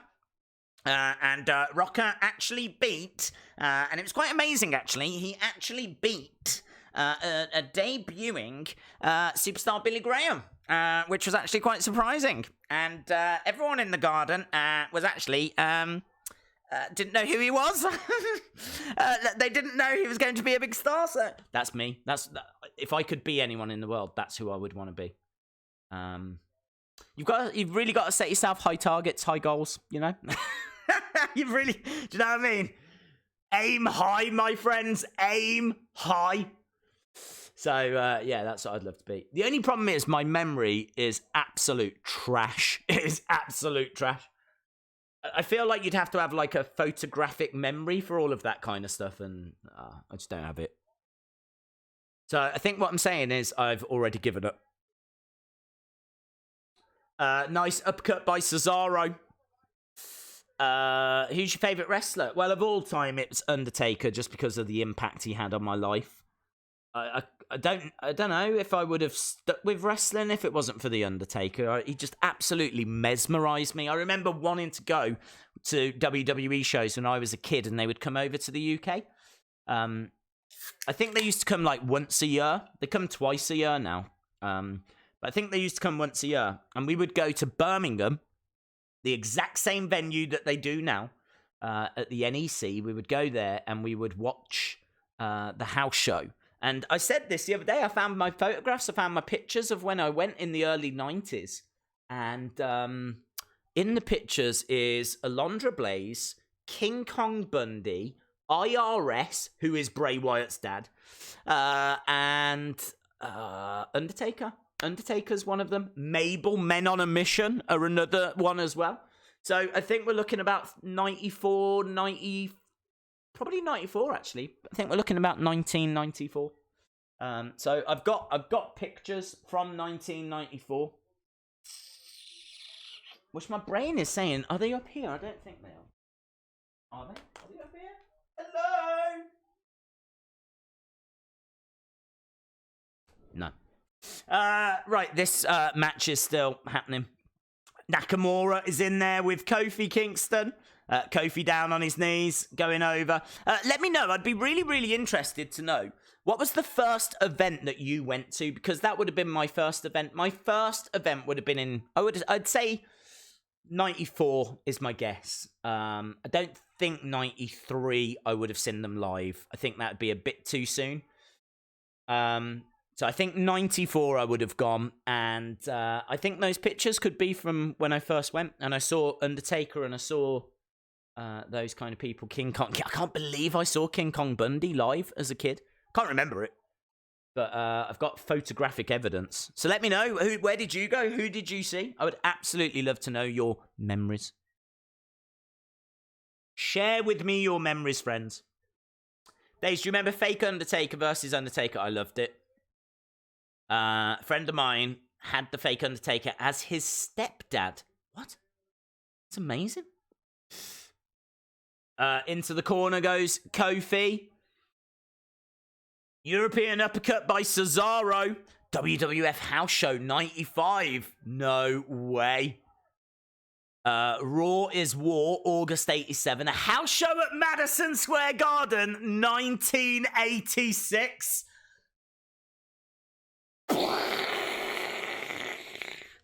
My head has just properly exploded. You're talking what? WrestleMania 2? You're talking probably King Kong Bundy again? Hogan? Bundy? Stomped by Kofi. Cephas, let me know, who did you see? That's blown my mind. Carl says, my first was a 2010 house show in Dublin, but I was at the house show when Seth injured his knee. I remember that. Mine was Clash of Champions 20. Oh, very recent. Raw is War, August 97. Amazing. Bang in the Attitude Era, that one. Donald says, I think it was 84. I saw the Road Warriors and Ric Flair versus Dusty Rhodes. Oh my God. That is amazing. Shoulder tackles here by Strowman. I probably should be telling you what's happening as well. I am loving this conversation, though. Absolutely loving it. My first wrestling event was Impact Wrestling at Rome, Georgia. RVD, Abyss, AJ Styles, LAX. At the time, it was Hernandez and Homicide. Ooh, great. Oh, my God. Charles saw the Great Muta at a house show in 1982. Oh, man, you guys are properly putting me to shame. Strowman is on the outside doing his shoulder charges. Sammy is running away. Oh, Kinshasa by Nakamura off the steps. A live event. I got to meet Alexa Bliss. Christian was at WrestleMania 6. Here we go. Nakamura has got Strowman down. Charging. Oh, big clothesline. Nakamura goes down.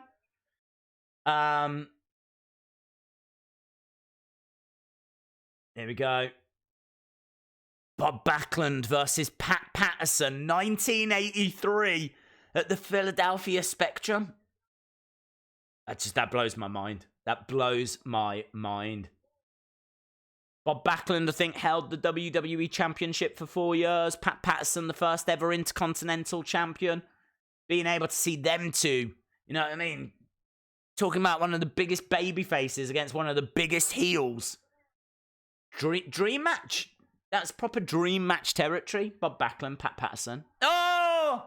Kofi just used that silver platter to hit Nakamura, who gets planted by Strowman. Done, baby. There we go.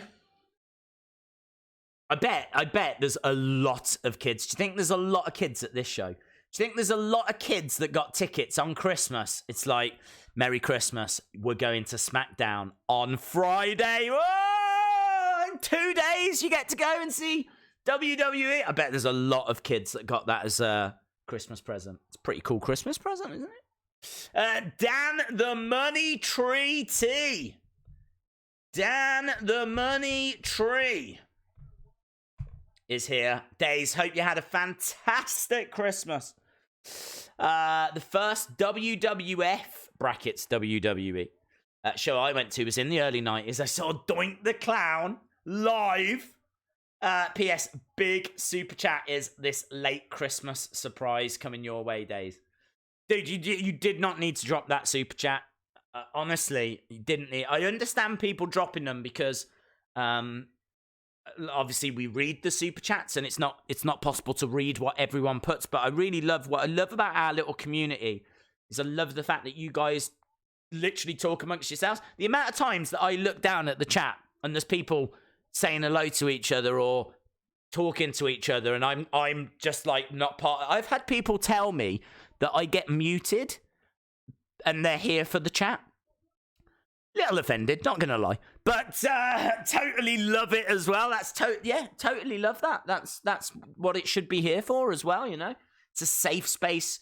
People respect each other. We've obviously got moderators that ensure things are kept clean and respectful. And yeah, man, just absolutely love it. So I understand super chats so that you know they get read out, but dude, they do not need to be yellow or borderline orange, okay? The only orange I need is a chocolate one from Terry, okay?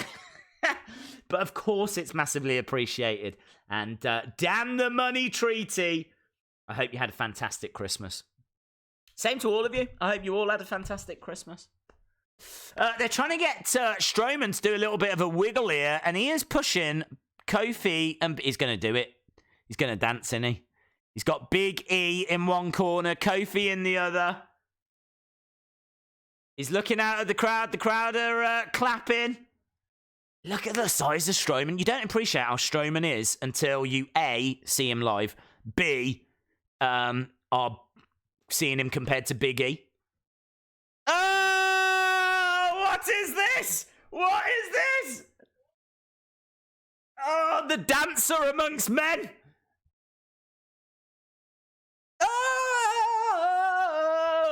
That's going to break the internet. That clip right there is going to get mad views. That's the kind of stuff people love on YouTube. Oh, I'm calling it now. The clip of that gets over 1 million views. Calling it now. The clip of that gets over 1 million on YouTube. We'll watch and see. We'll watch and see. If Daisy gets that right.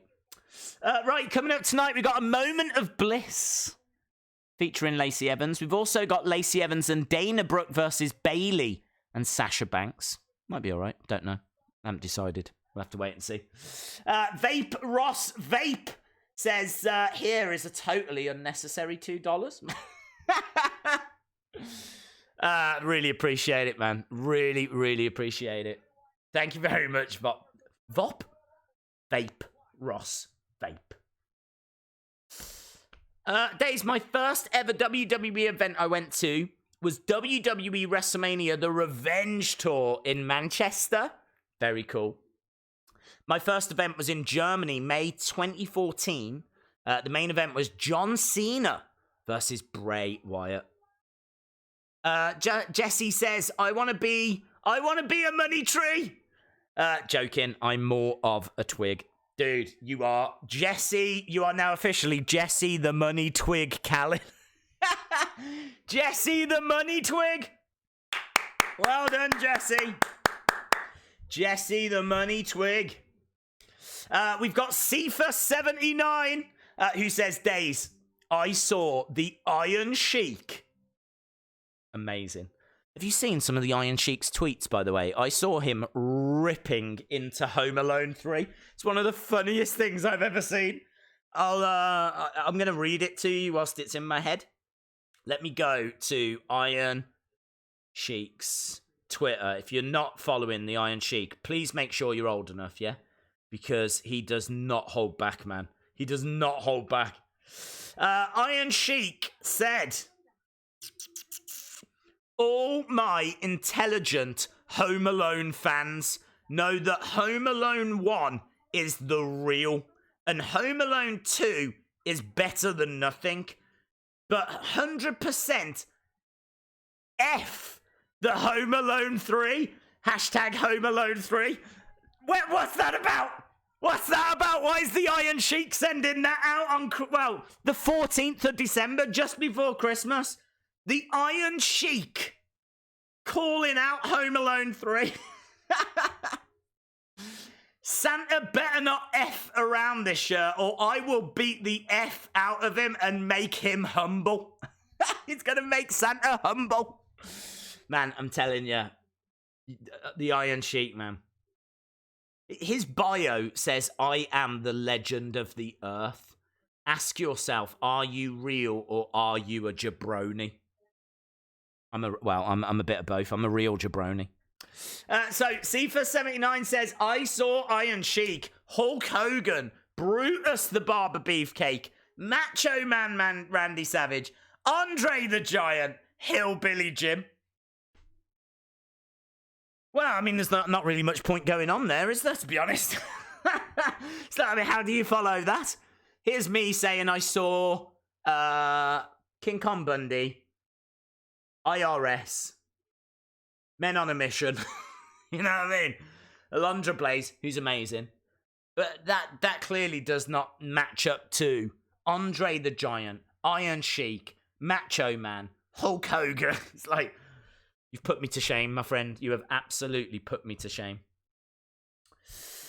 But amazing. Amazing. My first event was on June 1995. Did you go to London or Birmingham? My first event would have been Birmingham. I think the first time I went to London to see a show was 2008. There is a show, I think, if you watch a 2008 Raw from the UK, I don't know what date it was, but I am in the crowd, and I think there's a shot of me, because I'm wearing this big Union Jack hat. I've got this Union Jack hat on, and I'm in the crowd in 2008. That's 8 years before the Wrestling Days channel started. I was at a Raw in London.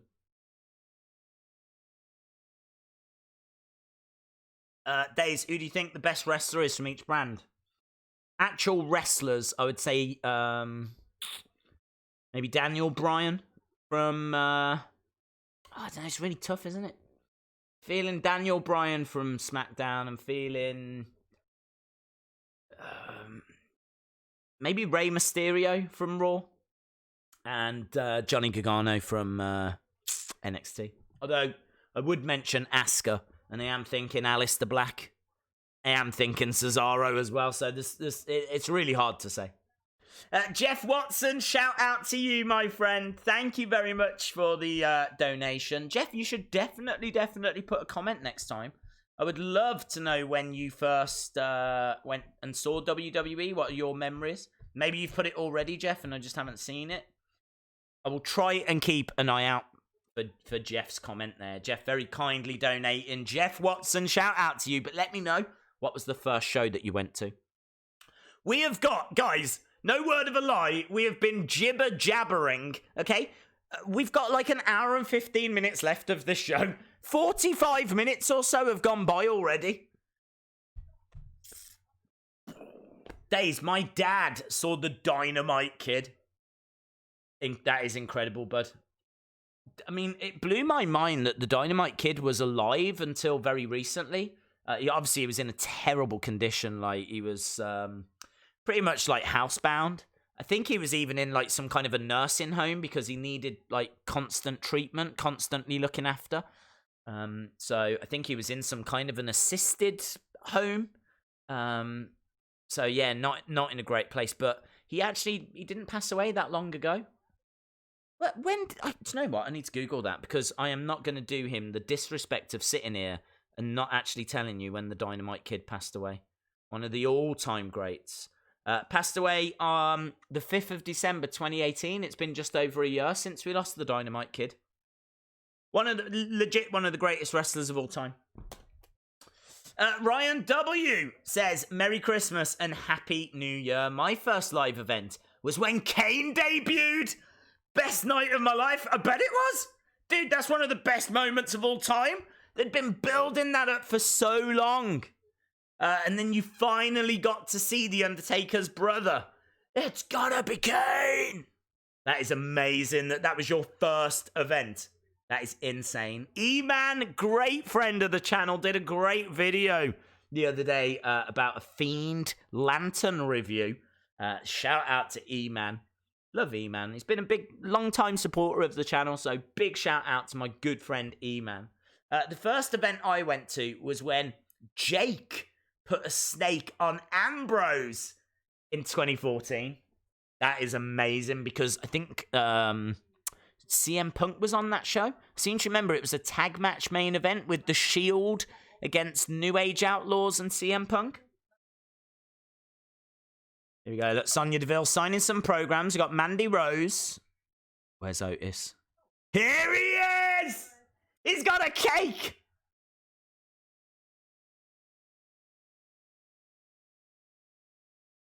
She made a cake. Oh. Homemade fruitcake from Otis's mom. Mama Otis. Look at him. Oh, I love him. Says, sorry, I sweated on your new dress. This is what I'm living for. If there needs to be a marriage next week, it's not Lana and Lashley, it's these two.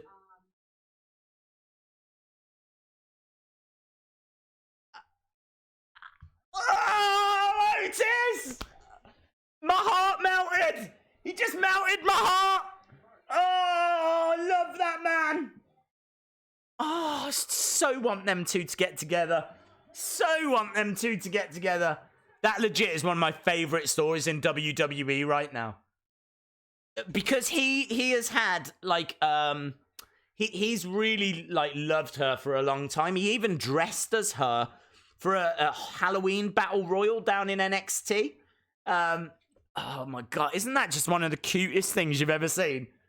My mum saw you give me that ham last week and the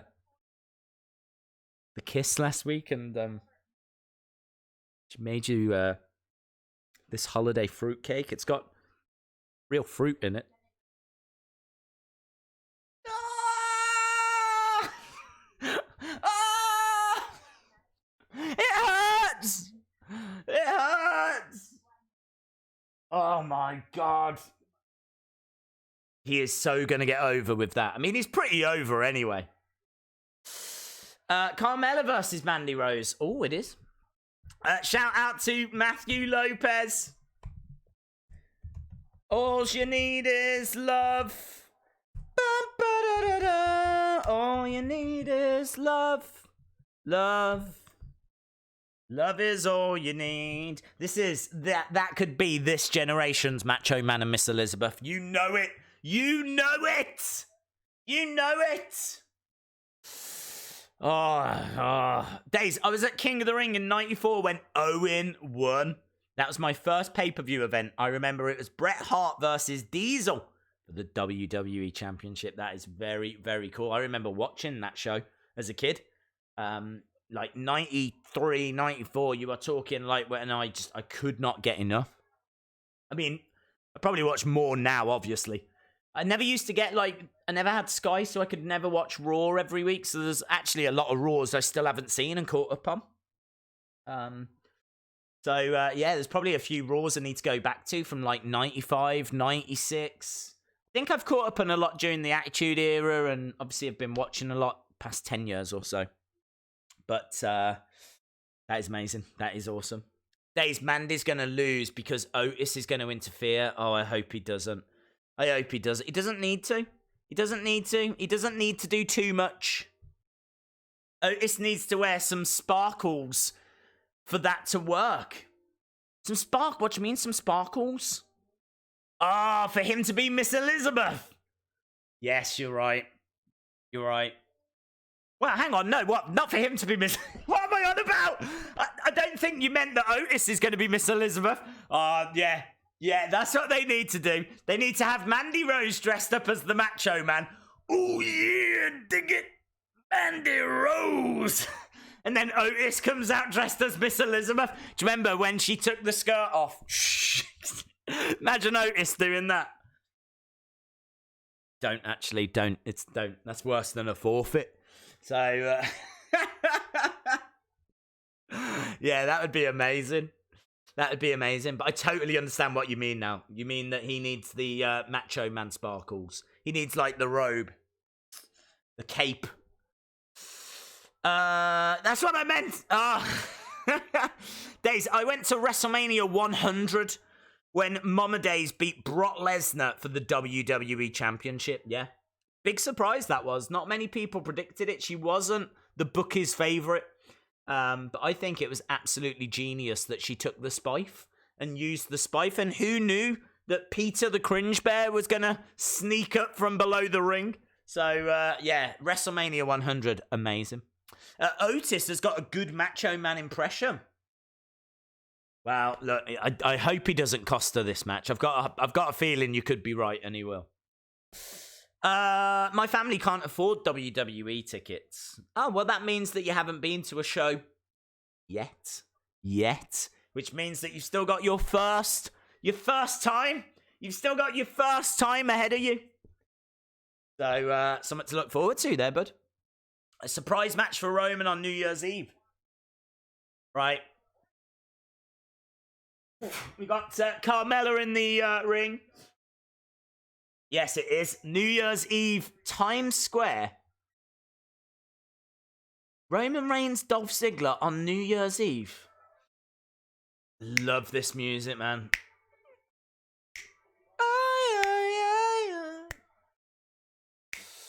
Whenever I walk into a room, I just play this. And I do that as well. Every room that I go into. Like when I went to vote in the election. I went with Mama Days was carrying a ghetto blaster. And I just walked in. Everyone was voting. It was very quiet. I just walked in like...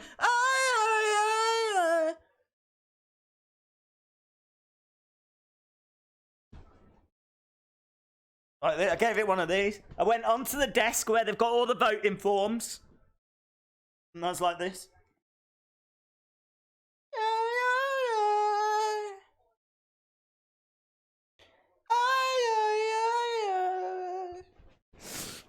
That's what I did.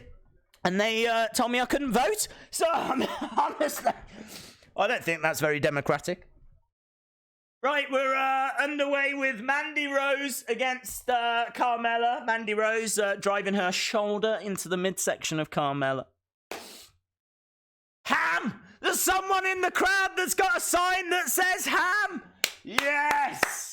This is wrestling! This is wrestling! There's not enough signs in the crowd for various meat products, is there? We need more. We need more. Bacon, like this. Pigs in blankets. Woo! Pigs in blankets! Burgers with eggs on. Ah! Still haven't got over that. Still haven't recovered. Still haven't recovered. Ham is wrestling. Yes. Yes. Mandy is gonna shock. Wow, she's got a lovely, I want to call this a straight jacket. I believe it's called a straight jacket. Straight jacket stretch on Carmella. Yeah, it's about momentum. It is about momentum. I'm gonna have that song in my head now, baby. I tell you. I'll probably listen to it after this. Jeff Watson says, thanks for the shout out. No problem, my friend. My first show was Ric Flair versus Ricky Steamboat at the Greensboro Coliseum back in 1987. All right, so you just went and saw one of the greatest matches of all time. Yeah, okay. Cool. Well, I saw Men on a Mission. Yeah? So who's laughing now? It's definitely you. That's amazing, dude. Honestly, when you talk about greatest feuds of all time, I always think, genuinely, I think Okada and Omega. I think that's such a big defining moment. You know, Okada and Omega. I always think about Stone Cold, Mr. McMahon, of course. Really defined the late 90s. Bret Hart, Shawn Michaels, massive feud. But you always think about Ric Flair, Ricky Steamboat. You could argue that's the greatest, couldn't you? You could argue that's top of the tree. I asked my dad the other day if he's ever tried a burger with an egg on, and he said yes. I'm like, did you not care to share the idea with me? Did you, Monica King? You're in the same boat as me then? Hang on, Monica King, don't you live in the good old USA? I thought burgers with eggs on were everywhere over there. Thought you couldn't move for burgers with eggs on. Like every corner you went to, there was a burger with an egg on it. Swear to God, I've never even heard of the idea. I'm flummoxed. And that's not a word that I use that often. What a song. It's a great song. Super kick by Carmella. Mandy Rose loses. She loses, but it's not Otis's fault. It's not Otis's fault. We can't blame Otis. So there's still hope for the relationship. That's the big news. Big win for Carmella.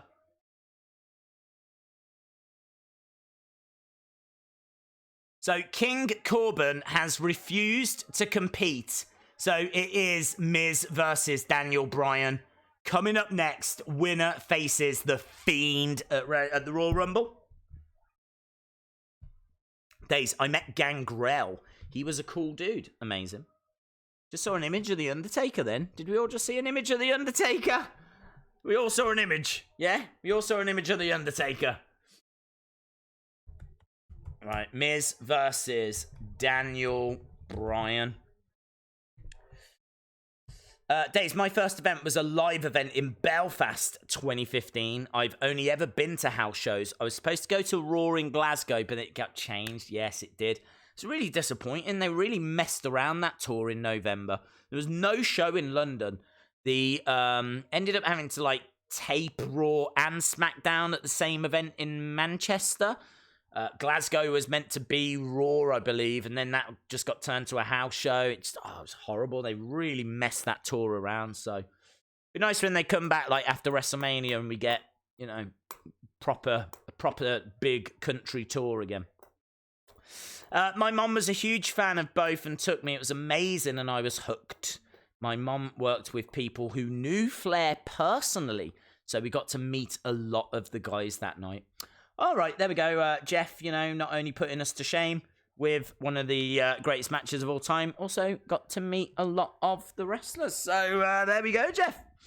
There we go. Not jealous at at all. Not jealous at all, Jeff. No, that's amazing, bud. And I am actually jealous. Days, I just got the Fiend head lantern. It actually looks really good. Legit, I did watch the E-Man video on that. And it does look very realistic. So, yeah, I thought it was very cool. Days, we make mac and cheese burgers at my job. We have mac and cheese in this country, but it's not as big a deal as it is over in America. I feel like mac and cheese is like a staple part of your diets. I know that might seem very stereotypical, but I hear a lot about mac and cheese. It's kind of like how you hear a lot about us drinking tea all the time, which is sort of true. Yeah, I mean, again, we would never put that on a burger.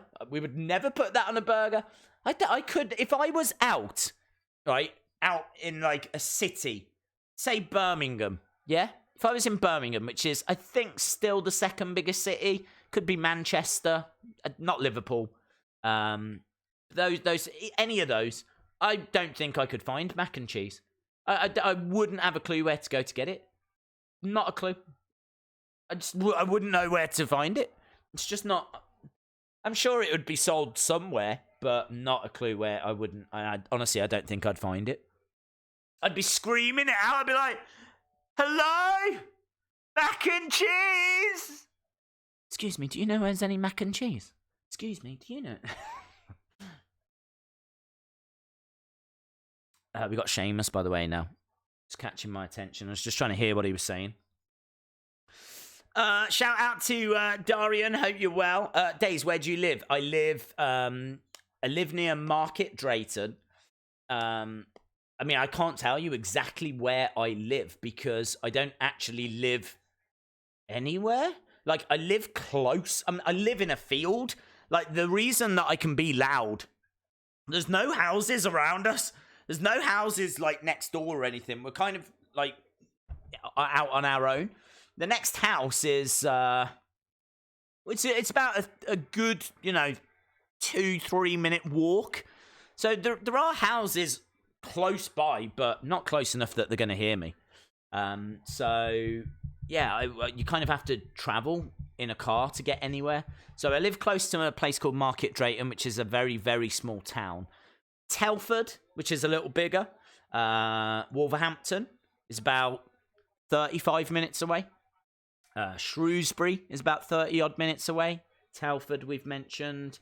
Crewe, Stoke, all those kind of areas. Birmingham, how far away is Birmingham? In a car, probably looking about 45, 50 minutes in a car to Birmingham. Right, here we go. We got Miz on his way. Daniel Bryan in the ring. So we're going to try this match again. Hopefully we get a little further. There's only an hour left of the show. Amazingly, we've been streaming for 2 hours now. And there's 1 hour left to go. Days, any idea where I could buy a WWE entrance stage? It's over £200 on Amazon. And, oh, hello. It's over £200 on Amazon. And here we go. Wrestling Shop don't have them. Where else could you try? Obviously, I'm thinking eBay. There is another retailer called Toys and Masks. You could see if they've got one. There is, I think, another company called Wrestling Store. Not Wrestling Shop, but Wrestling Store. They're much smaller, but you never know what they might have in stock. So you could always try those guys. So I think there's a couple of alternatives. But to be honest, if you're not getting joy from eBay or Amazon and Wrestling Shop don't have it, you're really limiting yourself. You could always try Ringside, but obviously if you're based in the UK, you're going to pay high customs charges. So might be a little bit hit and miss. Right, we're underway with this match anyway, friends. We are actually now at what I thought was going to be the main event. Miz versus Daniel Bryan. Real history between these two. They know each other very, very well. This could be a really great match, actually. Really great match. These two know each other inside out. Miz was Daniel's mentor for NXT back in 2010. They've had a very long-standing rivalry. I think Daniel Bryan beat The Miz again 2010 to win the US Championship. Maybe 2011. Won his first title from The Miz. And yeah, obviously they've had like a very heated feud. And big kick by Daniel. Miz goes down. I really am expecting Daniel to win this. Daniel very much looking more now like a Ring of Honor Daniel Bryan. His ring attire I still feel could be different. I'd prefer it if he had brought the red back. But then saying that, if you're facing the Fiend, you can't really have red attire, can you? Because they love those red lights. So maybe there's method in the madness. To the outside goes Daniel Bryan. Days, they do a burger with an egg on in McDonald's in Japan. Madness. We've never had, I've honestly never seen a burger with an egg on. We have McMuffins that have got sausage. This is weird, and I'll admit I thought this was weird when they came out with it. A patty, like a burger, but it's actually sausage meat, and it's flat, like a burger patty with an egg on like a muffin, and it's called a McMuffin, and you probably have them in America. That's the only thing I can think of that's burger-like that has an egg on it. Blew my mind. That whole conversation blew my mind. What's going on? Corbin's men are here. Just settling down then to get into this match. And now Corbin's men are here. They're like Dark Order members, aren't they, without masks? So they're talking about double disqualification. Oh, it's going to be triple threat in it. It's got triple threat written all over it. Triple threat, guys. This is overbooked. This is overbooked. They've done it for a triple threat. What do we do now?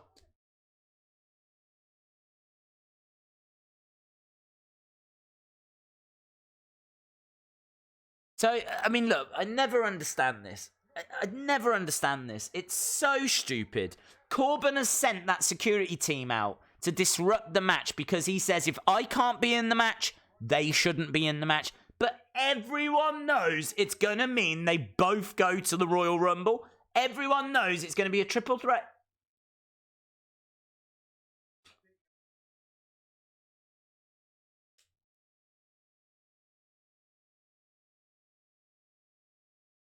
Corbin says that he might be willing to compete in this match now if Roman has left, but Daniel and The Miz are heading to gorilla position. They've burst through, and here they are. There's a brawl in gorilla. I'd love to see who's behind the monitors. Is Vince there? Who's there? Ah, we almost saw. Can you imagine if we just saw the monitors? It just quickly panned over, and sitting behind there is the gobbledygooker. Just like... That would have been immense. That would have made my Christmas.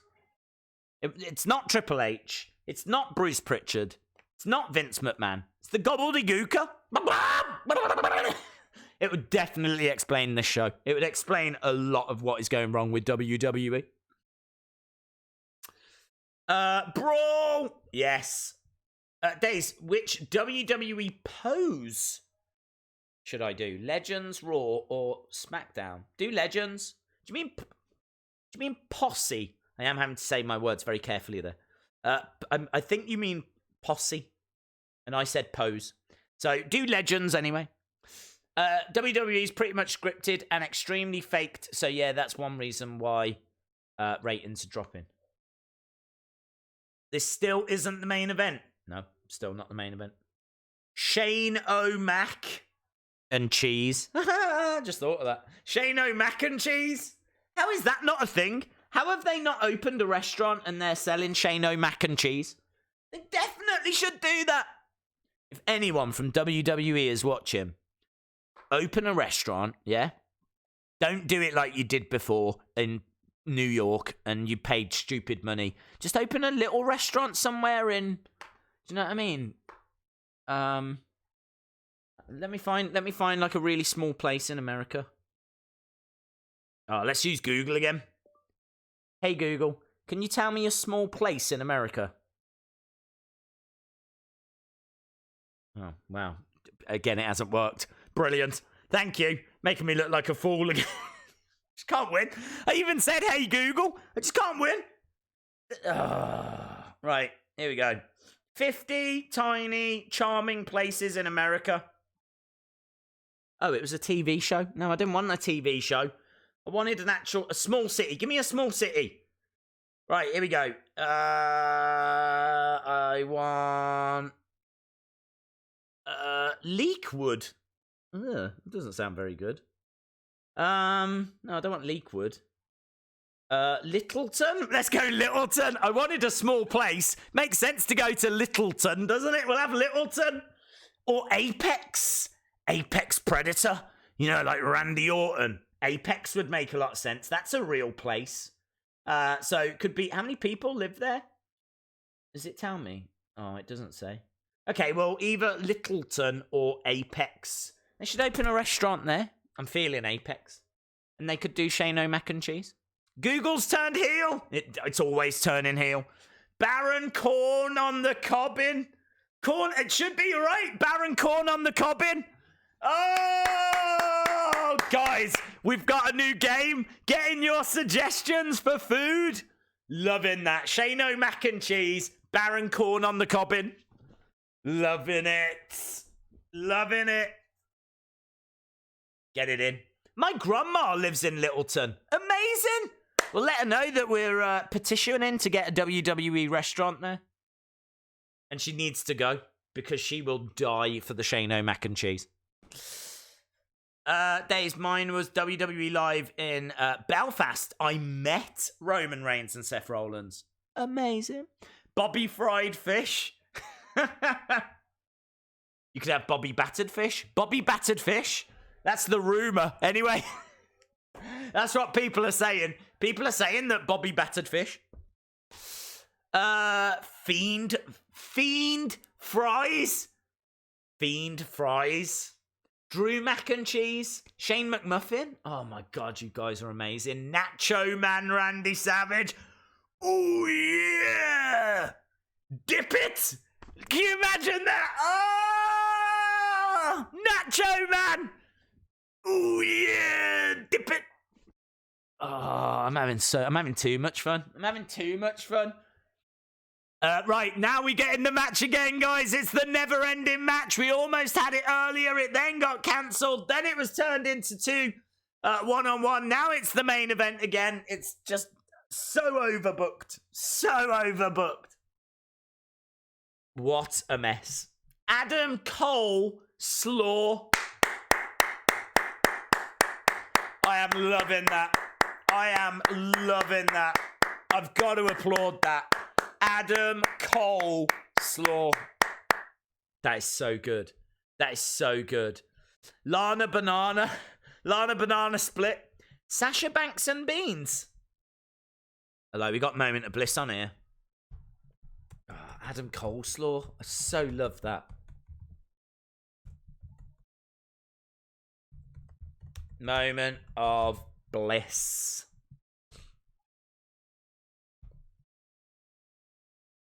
Jimmy Fly Super. Samosa Joe.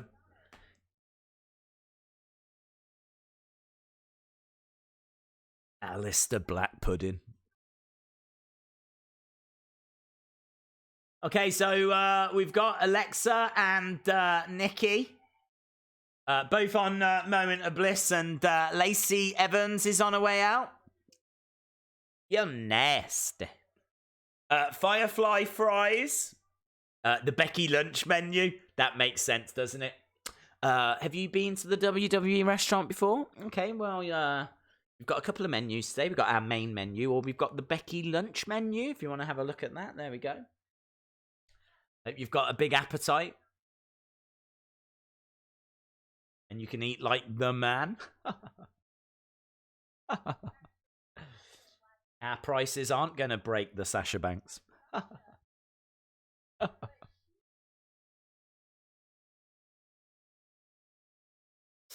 Andrade the Giant Potato. Amazing. There we go. That's all you need, isn't it? Nice and simple. I think I'll have the Andrade the Giant Potato with some Adam coleslaw on top, please. Thank you very much. It's amazing. And I'll have an alcoholic drink. Can I have a Baileys? Just a Baileys, please. Thank you. Sushi Banks! Oh, Sushi Banks! Help yourself to our Sushi Banks. Yes, we've got our whole Sushi Banks range over there. Sushi Banks. Oh, man, you guys are the best. Braun Strudels. Big Edam Kingston. Oh, man, these are so good.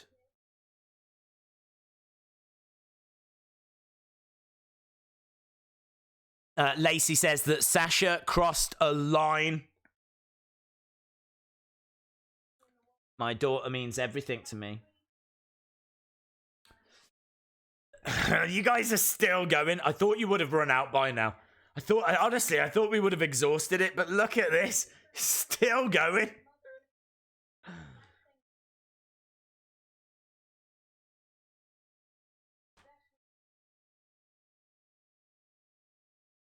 Mama Bear mode is coming out.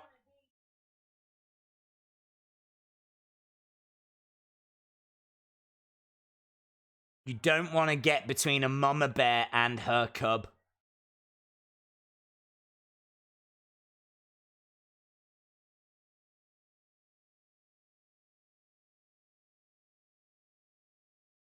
Okay, it's all right. It's an all right promo. Ginger Ale. Becky Fries, Bliss Crisps, Sloppy Joe Burgers, Booker T. Yes, Chalmers, Booker T. Dana Cooks. You're absolutely right. That's the name of our chef. Our chef's called Dana. Dana Cooks.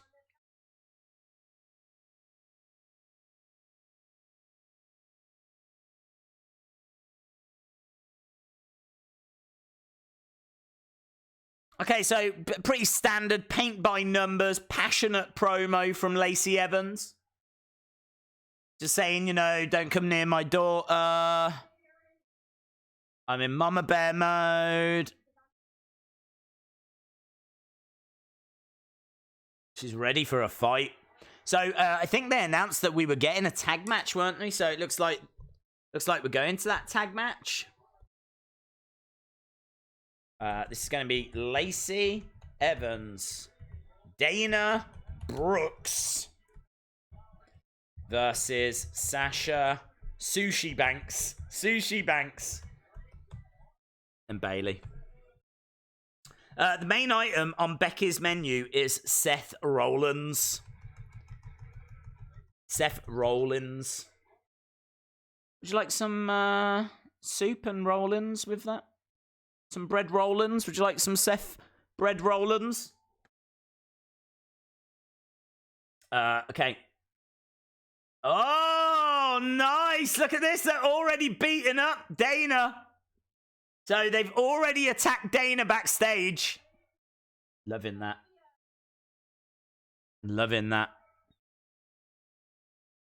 Velveteen Cream. The Velveteen Cream. Oh, man. So good. So good.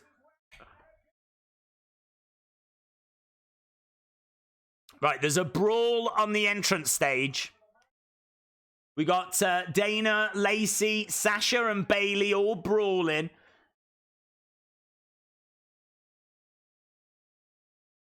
Dana trying to make her way down to the ring. Lacey grabbing the hair of Bailey. Lacey getting pushed back, and we're going to a commercial break. Hulk Hoagies? I don't even know what a hoagie is. This is the best stream ever. I tell you what, it seems to have really caught people's imaginations. I can tell you that much. The Underbaker! The Underbaker! Excuse me, I don't think this is done. Like it doesn't look quite right. Yeah, sorry about that. That's been cooked by the Underbaker. He never gets it quite right. He always underbakes. So we'll put it back in. Don't worry. We'll get Dana Cooks to do it. Dana Cooks will sort it out. So yeah, you don't want anything from the Underbaker. You don't want any bread roll-uns done by the Underbaker. The Underbaker. We are making money for WWE. Yeah, they can totally have all of this. Oh, they can have all of this. Cane Mite Sandwich and Roman Raisins Chicken. Finn's Fingers. Hot Carmella Sundae. I don't even know. I think people are literally just putting wrestlers' names in with food now. I think it's broken down into absolute carnage now. I don't even know if it makes sense anymore. I think people are just going, let's do chili con caney. Actually, that makes sense, doesn't it? Chili con caney. We should have chili con caney. Why don't we have chili con caney? Oh my god, I didn't even mean to make one up and I just made one up. Chili con caney? That's gotta be caney. That's gotta be chili con caney. Oh, I've said it so much, I really want it now. Really want some chili con carne. Totally, I did not. I just literally picked one at random. JR's hot sauce. Enough said. True. Candy cane. That's for dessert, innit? Apple pie Djokovic. Apple pie Djokovic. Like Dominic Dijakovic. Apple pie Djokovic. Oh, man. Amazing. Paul Heyman, Fat Burger. Ricochet. The Ricochet. Michael Curry. John Candy. Stone Cold Beer for the adults. Absolutely. Kyle O'Reilly. Oh, that's just bad. That's just bad. Kyle O'Reilly.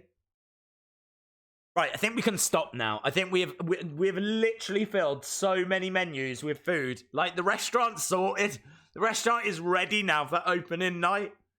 Definitely, we have sorted that one out. We've sorted it. Keith Leek soup. Oh, I do like Keith Leek soup, though. Ah, very good. Very good.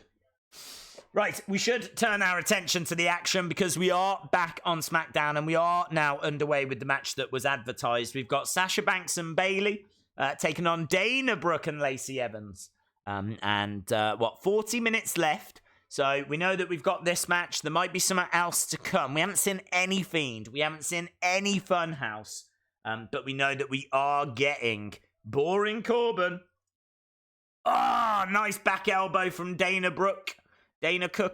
But we know we're getting that big triple threat. Big triple threat between The Miz, Daniel Bryan, and King Corbin. And Daniel Bryan has actually gone to the ring 3 times. Or will be going to the ring 3 times to get this match started. Dana Brooke getting driven back into the corner. Sasha Banks unloading kicks on Dana. Did you receive my email regarding the Wheel of Fun? I did, my friend, yes.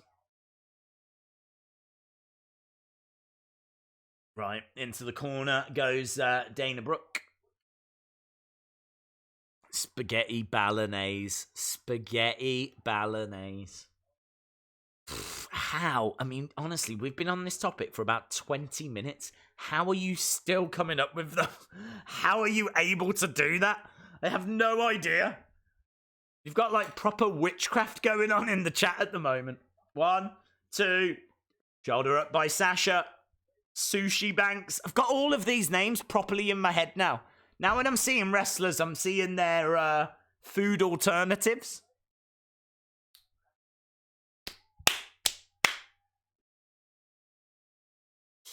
Days, this show is horrible. Yeah, there's really not been anything. I was so hopeful as well. Really was hopeful. There just hasn't been anything. There just hasn't been anything. Stomping away in the corner. Vince McBig Mac. They're doing a good job building up Lacey, and Dana gets a bit of a shine too. Yay! Days, what's your favourite figure of 2019? I did a video on it, but I'll spoil it. I don't care.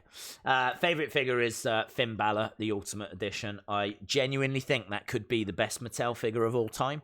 I think a few people point towards the body maybe not being muscular enough, but I just don't care, is the truth. I just do not care. I don't think it's a million miles out if it's, you know, maybe not as muscular as he was, but the paint work, the detail on the body is stunning.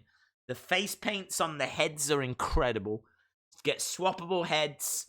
You get like the gauntlet things down the arms. You get the headdress.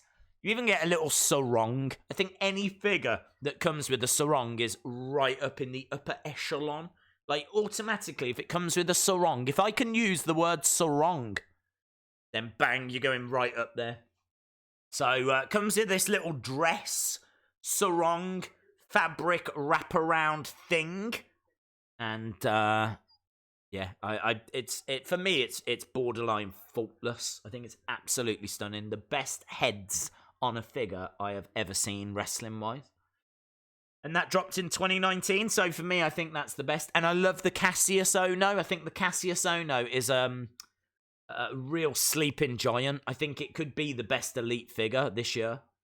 Obviously, the Balor one is an Ultimate Edition.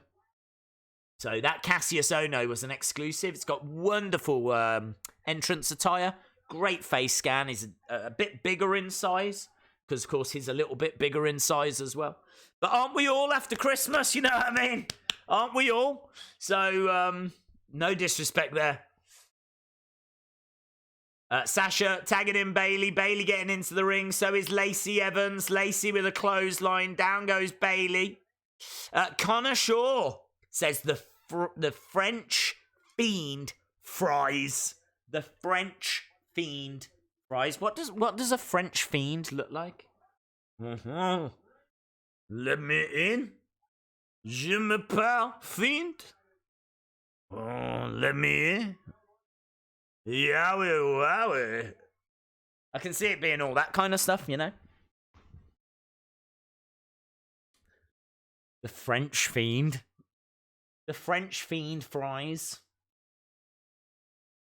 In my head, he is wearing a striped top with onions around his neck. I know that's stereotypical. I know he's got a beret. I'm sorry. In my head, he has got a beret. Yeah, he's got his mask, but he's got this little beret. He's got white with black stripes, onions round here, and he's doing a lot of and he's shaking his head like that. And he's very good at art. And actually, we know he's good at art. How amazing is that? We know that he is a very good painter. Yowie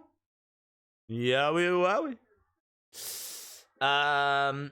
Jonathan says, what I like most. Here we go. What do you like most? What I like most about Lacey is learning life skills by the referee. What I like most about this Lacey is learning life skills by the referee. I have no idea what that means. She's going for a woman's right. Jonathan, what does that mean? As I've been talking about fictional WWE restaurants, have I missed something? Dana's tapped. Sasha wins with the bank statement. Sushi Banks with the victory. Dave, you've always said you want to be a wrestling historian. There's actually a job like that. There is a job like that. Yeah, I've seen a couple. I know there are a couple of wrestling historians. I've got no idea what they actually do. Like, how do they actually earn money from that? I've got no idea. I've been very honest in saying that my memory is absolutely rubbish. The Wyatt Queen, hello, my friend. How are you? I hope you had a great Christmas. I saw a couple of your posts over Christmas. Because obviously we follow each other. So I always like to have a look, see what's happening in my feed. And I saw that you had a lovely Christmas. So shout out to you. The Wyatt Queen in the chat says, "Hi Days, I've been gone for a while. Haven't watched WWE in at least a month. Lucky you. I've just been watching the Bray segments on YouTube. I got my tickets officially going to WrestleMania. Yowie wowie. Right, look, we've got Mandy, who's eating a bit of the cake. She's like, it's all right. Oh, Dolph, what you doing, Dolph? Is he hitting on her? 2020, New Year's Eve. Mandy says she's got no plans. Oh, what is he doing? Is this going to lead to a match between, like, Dolph and Otis? Look, Mandy, there's a bit of flirting.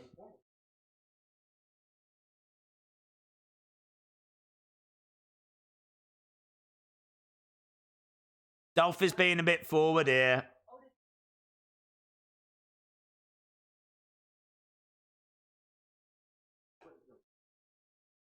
Oh. He says, I gave one of these to everyone in the locker room.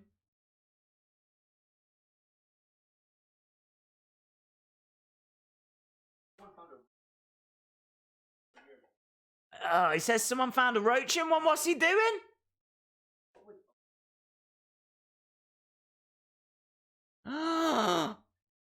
Oh my God, this is shocking.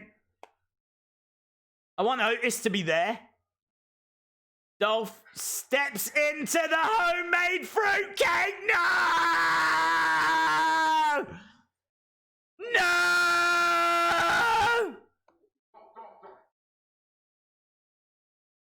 King Corbin's come. He's taken Dolph away. Is Otis going to turn up now? I bet Otis turns up now, doesn't he? No. Oh my God, no! Oh, that is heartbreaking stuff. That is heartbreaking. Joe Mikulachik says, "Hey Days, did I miss anything? I just got off from work." It's not been the best show. We've tried 3 times to get to this match. No lie. This triple threat between Miz, King Corbin, and Daniel Bryan. It's like Groundhog Day, right? We keep almost getting there. We even started the match, but things keep happening. So there's been a lot of messing around. The big story for me and for the world, yeah, if you're a fan of love, and I think we all are, yeah, I think we all are, Otis and Mandy. Otis giving Mandy a piece of homemade cake made by his mother. Lovely fruit cake. It's a really touching moment. He was kind of, you know what I mean? He was very awkward, and all of our hearts melted, and now we've literally just seen a segment where Dolph has really been ripping into the cake, and he steps in it, and he says that everyone got a piece, and someone found a roach in it, and there's no way. There's no way. If there's one thing I know about Otis's mother, and I know loads, she is a very clean woman. Let me rephrase that. She is very, in the kitchen, she cooks, you know when you start a conversation and you really regret it? There's no way there was a roach in her cake. That's what I'm trying to say. That's what I'm trying to say. So, I don't buy it. No way. No way, Jose. No way, Jose. So, real drama going on. You know that Otis is going to discover that cake all being trodden into the floor.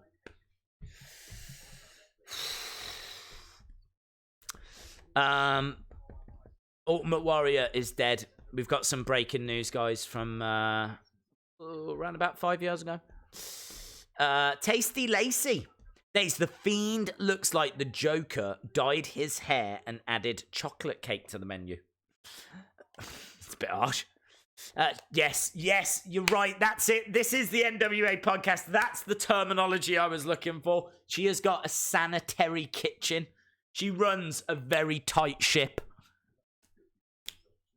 Probably could have chosen better words there as well, but you know, yes, do you know what I mean? She's got a very one of the most sanitary kitchens in all of America. That's the words I've heard.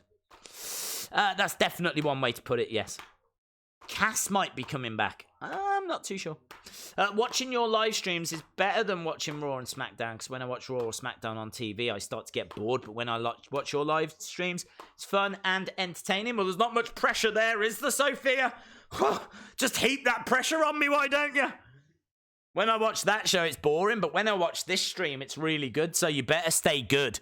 You better, like, for the next 28 minutes, you better entertain me. Do something! I don't know what that was. Don't even know what that was. I was going to try and juggle, and then I thought, I've got nothing to juggle, and I can't juggle. Do you know what? That's really what went into my head. That's what went into my head. When I thought, okay, do something entertaining, let's juggle. You can't juggle, and you've got nothing to juggle. So it just kind of left me fake juggling for a second. That's what happened. Sophia, you can't put that kind of pressure on me. I panic. That's what happened. That's what happens. I tried to juggle invisible objects. How was my Christmas? My Christmas was okay. Well, I'm not. It was fine. I slept. All I wanted for Christmas was to just have some sleep, and I ended up going to bed about 11, waking up about 7. So I slept for Christmas Day. I slept for about 8 hours. But my body clock's all over the place. I mean, right now it's like 2:30. I don't even know when I'm going to go to bed. So I stay awake at nights and sleep in the day. Which, if ever I go to America, I'm good to go, baby.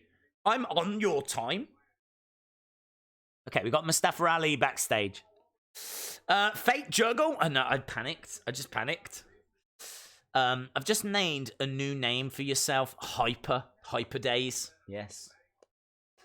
Well, I feel like it's important to talk. Do you know what I mean? If you're going to do a live stream watch along, I really feel like talking is key.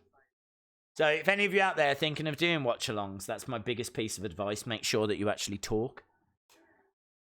We've got Ali backstage. I've got no idea what... He says, I refuse to stay in the dark. Look at that. And he steps into the light. And he puts on his lights. And his mask that's got lights. Changing the way that people think about people that look like me? What does that mean? Short people? He's talking about becoming a champion. I think he could get... Oh my god, here's Otis. Oh my god, Otis has come across the... Why did no one clean it up? That is a health... There's not even a slip sign there. If someone slips on that, someone's getting sued. Can't believe that has stayed there throughout the whole commercial break. He can't believe it. He is gutted. He is gutted. God. This is heartbreaking. Right, guys, again, for the 3rd time, we're gonna do this match, okay? For the 3rd time, we've got Daniel Bryan, King Corbin, and The Miz. We are going to get a result.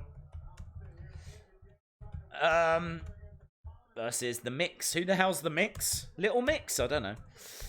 King, Corbin, The Mix. That's what the Underbaker does. Cole said the Fiend, Daniel Bryan. Oh, Otis. I know, buddy. Have you not been following Ali? Oh, hello. What's going on? Have you not been following Ali? He means changing the way people look at Muslims. He's not the enemy. He's the hero. No, actually, is that something that needs changing in the world? Does it? I don't know. I think the dialogue on that is actually I don't know. It's very hard for me to say because I don't know genuinely how people look at Muslims. I would say after 9/11 was a real rough time. But I feel like, and maybe this is me being naive, but I feel like in recent years, I think there's been a real effort, certainly here in the UK, to better educate and really get across the fact that, you know, those terrorist activities they're extremists. They don't represent Muslims, if you know what I mean. Like, it's not as if all the Muslims believe that. Just like how, you know, I'm trying to think of someone wacky that doesn't represent. I don't know. It's difficult, isn't it? Trying to think of the guy that was in New Zealand that caused like a terrorist attack. He was a white guy, wasn't he?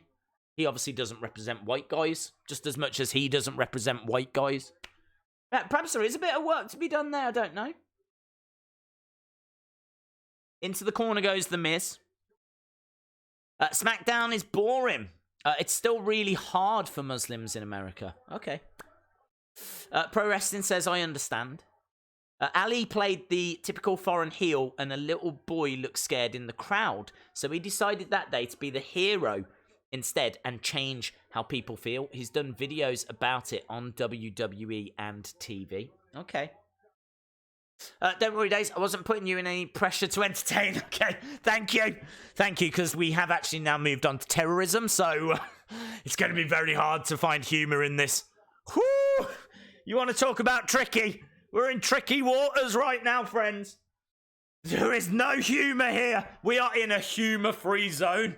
So watch as I expertly try and reverse out of this conversation. Try and expert and get away from this. Not because it's not an important subject that shouldn't be spoken about. But does it need to be spoken about right now? That's all I'm saying. That's all I'm saying. Daves, what's your favourite 5 figures of 2019? Dude, I could tell you, but I would get it wrong because I did a video on it and I'm not sure I'd be able to remember them all. I remember Cassius Ohno, Finn Balor. I remember those two. I can't remember anything else. Maybe a Ronda Ultimate Edition. Netbreaker by Miz on boring Corbin. Christopher Rogers says SmackDown hasn't been good since it's been on Fox. SmackDown not living up to potential. From WWE restaurant to terrorism. Wow. Yeah. That's how we roll, baby. That is how we roll. You know what I mean? 1 minute, we're having a laugh. We're talking about food items in a restaurant. Next minute, bang, terrorism. Straight into terrorism. How do Muslims in America feel in 2019? You just don't know what I haven't got a clue what conversations we're having on these streams. Here we go. Daniel Bryan at top with a missile dropkick. Down goes boring Corbin. Days, politics are for Thursday nights. Did we get political? Is that political? I don't think we got political. I try and stay away from politics. It's too divisive. It's not worth it. We've got a lovely community. I am absolutely not looking to rip it apart with politics. Opinions on wrestling are divisive enough. So, yeah, we're definitely not going that way. Will Liv Morgan have a dark gimmick? I think so. Everything about it feels like we're going that way. 2016 was an amazing year to watch wrestling. It was really cool. Just do rolls and flips and people will call it a good match. Days, do you think they should make Ali an anti-heel? Kind of how they did with Muhammad Hassan before they made him a terrorist. I don't know the dialogue in regards to how Muslims are viewed in America. Okay, I'm being very honest. I don't know. I would need to be maybe educated a little bit more. I would need Ali to... If you're telling me there's videos out there that I can't recall seeing them, maybe he's been doing them on like YouTube or... I can't remember him really doing a great deal like promo-wise on that subject. If he feels like this is something important that needs to be addressed, then cool. I'm on board with it. And I'm interested to see like where it leads. I think it's going to be a hard story to tell, though, to be honest. I think that feel like the superhero road is a cooler story to go down. I just think this is going to be a hard story to tell, and I've got no confidence WWE are going to be able to tell a story of him wanting to show that all Muslims aren't terrorists or don't believe in terrorism and stuff like this, you know? And plus, I don't feel that way, so I don't feel, for me, that's not a conversation I feel needs to be addressed, but people are telling me that it does, so it's a very, very hard storyline, this one. I'm not sure what they're going to do with it. So I'm definitely intrigued. Definitely intrigued. But then I always have been with Ali. I think he's very, very skilled. I think he's got a very interesting look. Let's see. I like the fact he's got his Mustafa back as well. I like he's got his Mustafa back. He's Mustafa Ali again. Rather than just Ali. We are going back to WWE. We've got 17 minutes to go. Another advert. Woo! I need you to know. I'm going to read this because I love Nails and NY. So if Nails and NY is saying, I need you to know, then I'm going to read it. I need you to know, I did not randomly bring a weird conversation. It's literally why he said changing how you see me. He said it, not me. No, I know. I completely understand. I appreciate you telling me. Because, to be honest, I didn't know if he was talking about Muslims, but I didn't really want to go that way when he might have been, and it was probably more likely that he was talking about smaller people. Not even like small people, but just like he was in 205 Live, and there could be an argument that people still don't see. You know, how can the 205 Live guys compete with Brock, compete with Drew, compete with the Fiend? How are people that were in 205 Live going to make their mark?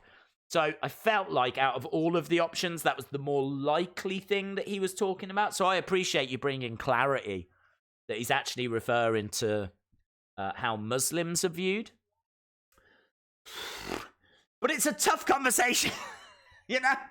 I mean, can we think about Sophia, please? Sophia, who only moments ago was saying, you know, I love your streams, they're so entertaining. And then bang, as soon as she says that, right, guys, here we go. Terrorism. Let's talk about terrorism. But it's all right. It's all right. We're going to now reverse out of this. Put that to bed.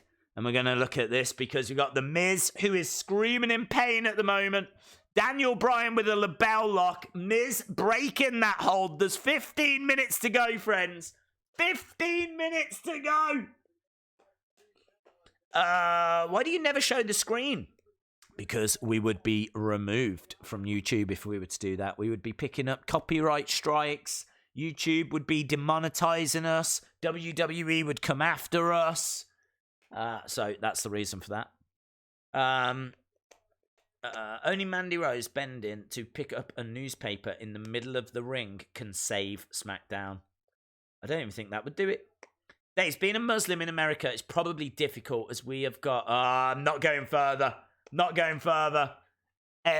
Anything that says we've got a leader then we are going political. We are definitely staying away from politics. Even if the Muslim in America thing is kind of touching on politics, do not want to go down that road. Here we go. Oh! End of days on The Miz. Daniel Bryan coming in. Breaks it up. I can't even see the chat, but play nice. Play nice. Let him in, Days. WWE would hunt you down. WWE is just not what it used to be. Well, December's always a rough month. We said this at the start of the stream. Oh, running knee. Running knee from Daniel Bryan. Boring Corbin goes down. Dolph is in. Ziggler's in. Ziggler trying to put Corbin on top of Daniel. King Corbin could get the win. 2. Oh, he's got dragged out by Roman. Roman is here. The big dog's here. The big dog taking out Dolph. There we go. Let's go. Oh, man, he's stealing Sami Zayn's catchphrase. Let's go. Bum, bum, bum, bum, bum. Is Mandy and Otis going to close the show? I hope so. I hope so. Days, remember when Muhammad Hassan killed The Undertaker? I do remember that feud, yes. Days, who's your pick to win the Rumble? We spoke about this earlier. I would be leaning towards CM Punk. I know that's wishful thinking. And I would be leaning towards CM Punk and Ronda. I think Ronda, that would be big headlines. Batista and Corey Graves, the Mandible Claw. Do you know who Bray Wyatt's grandpa is? Is it Black Jack Mulligan? Is it Black Jack Mulligan? I don't know if that's their grandpa. I know that his uncle is Barry Windham. His uncle is Barry Windham. His dad is IRS. His brother is Bo Dallas. I think his granddad is Black Jack Mulligan. And I am a wrestling historian, so let's not even check that. Let's just presume that it's correct. Okay? Because that would really help me with my wrestling historian credentials. Shout out to the Demon King. Bray Wyatt looks like a big overripe butternut. Okay. This is how you get Roman over. More adverts, but we are approaching the final 10 minutes. Final 10 minutes. Right, we're about to go back. Corey Gravy. Oh, Stephen Lazo. Love it. Well done. Corey Gravy. Florida supports Bray Wyatt. Your correct days. Yes. Thank you. Shout out to James Barry. Big facts. Yeah, I don't even care if they're true or not. don't even care anymore. I just want to be known as a wrestling historian. What have I entered? I'll tell you what you've entered, Loser Moon. You've entered a wonderful little community, and we care about what you think. Unless you say bad things about us, and then we'll turn on you. We'll turn on you! But no, let us know what you think about the show. What do you think about the show, Loser Moon? And the chat goes wild. Shout out to Jack Stevens. All-time dream match. Well, yeah, I've always said Undertaker Sting. Right, guys. Looks like Boring Corbin is out, and it looks like, once again, we are back down to Daniel Bryan and The Miz. Once again. We were having this match earlier anyway. There we go. Miz collides into Daniel. 10 minutes to go. We haven't had a Funhouse episode. We haven't had The Fiend. I don't think we got one last week either, did we? Didn't he attack after the show? Up top. If not CM Punk days, then Huskus the Pig Boy. Yes. The Queen is immortal. Great opinion. Thank you for joining us. Completely agree. She's going to live forever. She's going to live forever. Suplex from Daniel. He screams out. Look at this. Getting worked up now, Daniel. Yeah, he senses he is closing in on victory. Shout out to Ezekiel. Ezekiel. I've gone with Ezekiel. Like Ezekiel Jackson. Days, my family watched a Christmas movie and there were AEW commercials during it. One came on and my 2-year-old yelled wrestling days. No way! Dude, shout out to your 2-year-old. What's your 2-year-old called? I will happily shout them out. Happily shout them out. They're going to shout me out. I'll shout them out. Let me know. What's their name? Right, Daniel Bryan is down. We got 9 minutes left, guys. We can get through this. We can get through. This is actually not a bad match. So this isn't a chore. And there's always a chance we'll see Bray. Kicks coming in from The Miz on Daniel Bryan. Daniel taking those kicks. Miz coming over, going with a kick. Daniel standing up, staring at The Miz. Slaps him around the face. Miz down to his knees. And now Daniel can fire in the yes kicks. Although his knee's kind of giving out, so he can't quite. Days, was Kenta Bryan's favourite match? Was Kenta Bryan's favourite match? From what, bud? Ah! Working on the knee here of Daniel Bryan. My 2-year-old's name is Nathaniel. His second birthday is actually tomorrow. He loves your streams. Shout out to my good friend and a very happy second birthday to Nathaniel, my good friend Nathaniel. Nathaniel, you shouted me out. I am shouting you out, my friend. Have a fantastic day. Have a fantastic birthday. I hope you get everything that you're hoping for. And lots of cake. I hope you have lots of cake. Just make sure that Huskus isn't around, yeah? If Huskus is around, you'll end up with no cake. In fact, I can see Huskus over there staring right now. He's already interested in your cake. He's not having cake. Don't you go to Nathaniel's house. Honestly, he's putting his coat on. He says he's going to go round to Nathaniel's. Go back to sleep. Here we go. Daniel with an armbar on The Miz. And he's trying to get it. He's trying to get it in the middle of the ring. We got 7 minutes to go. Miz down, middle of the ring. Daniel Bryan trying to... Oh.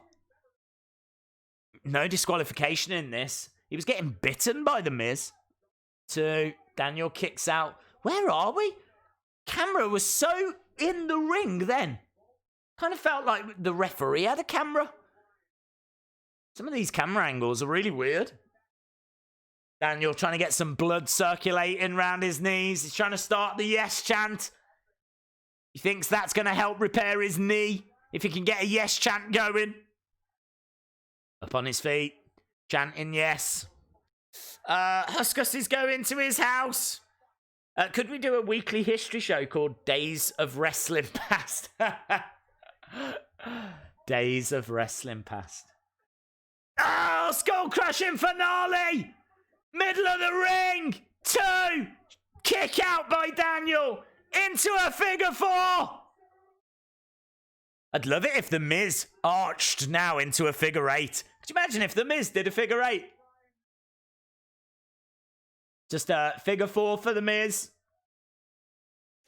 You see, this is a figure 4 leg lock, middle of the ring.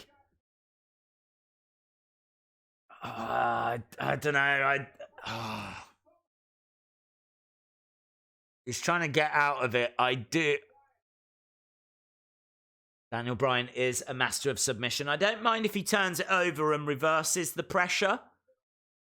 Actually, they've managed to just break it apart. And now he's looking for the... into the armbar, into the label. He has got the label. Ah!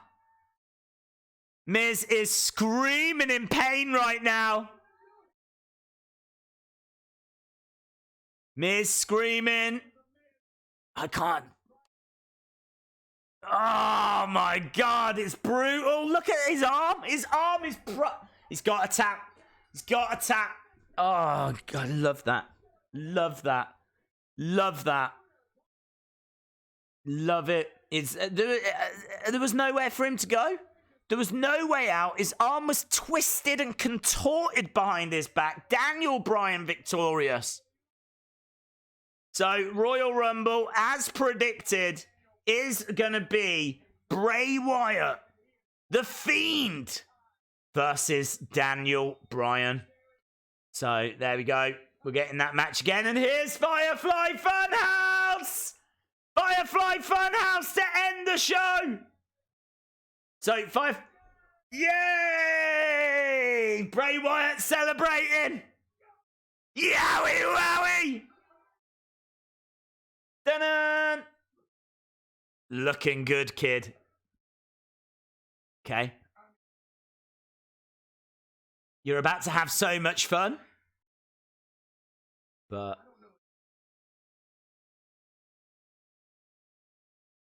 I don't know if he is quite done with you. He remembers everything. Okay. Are you willing?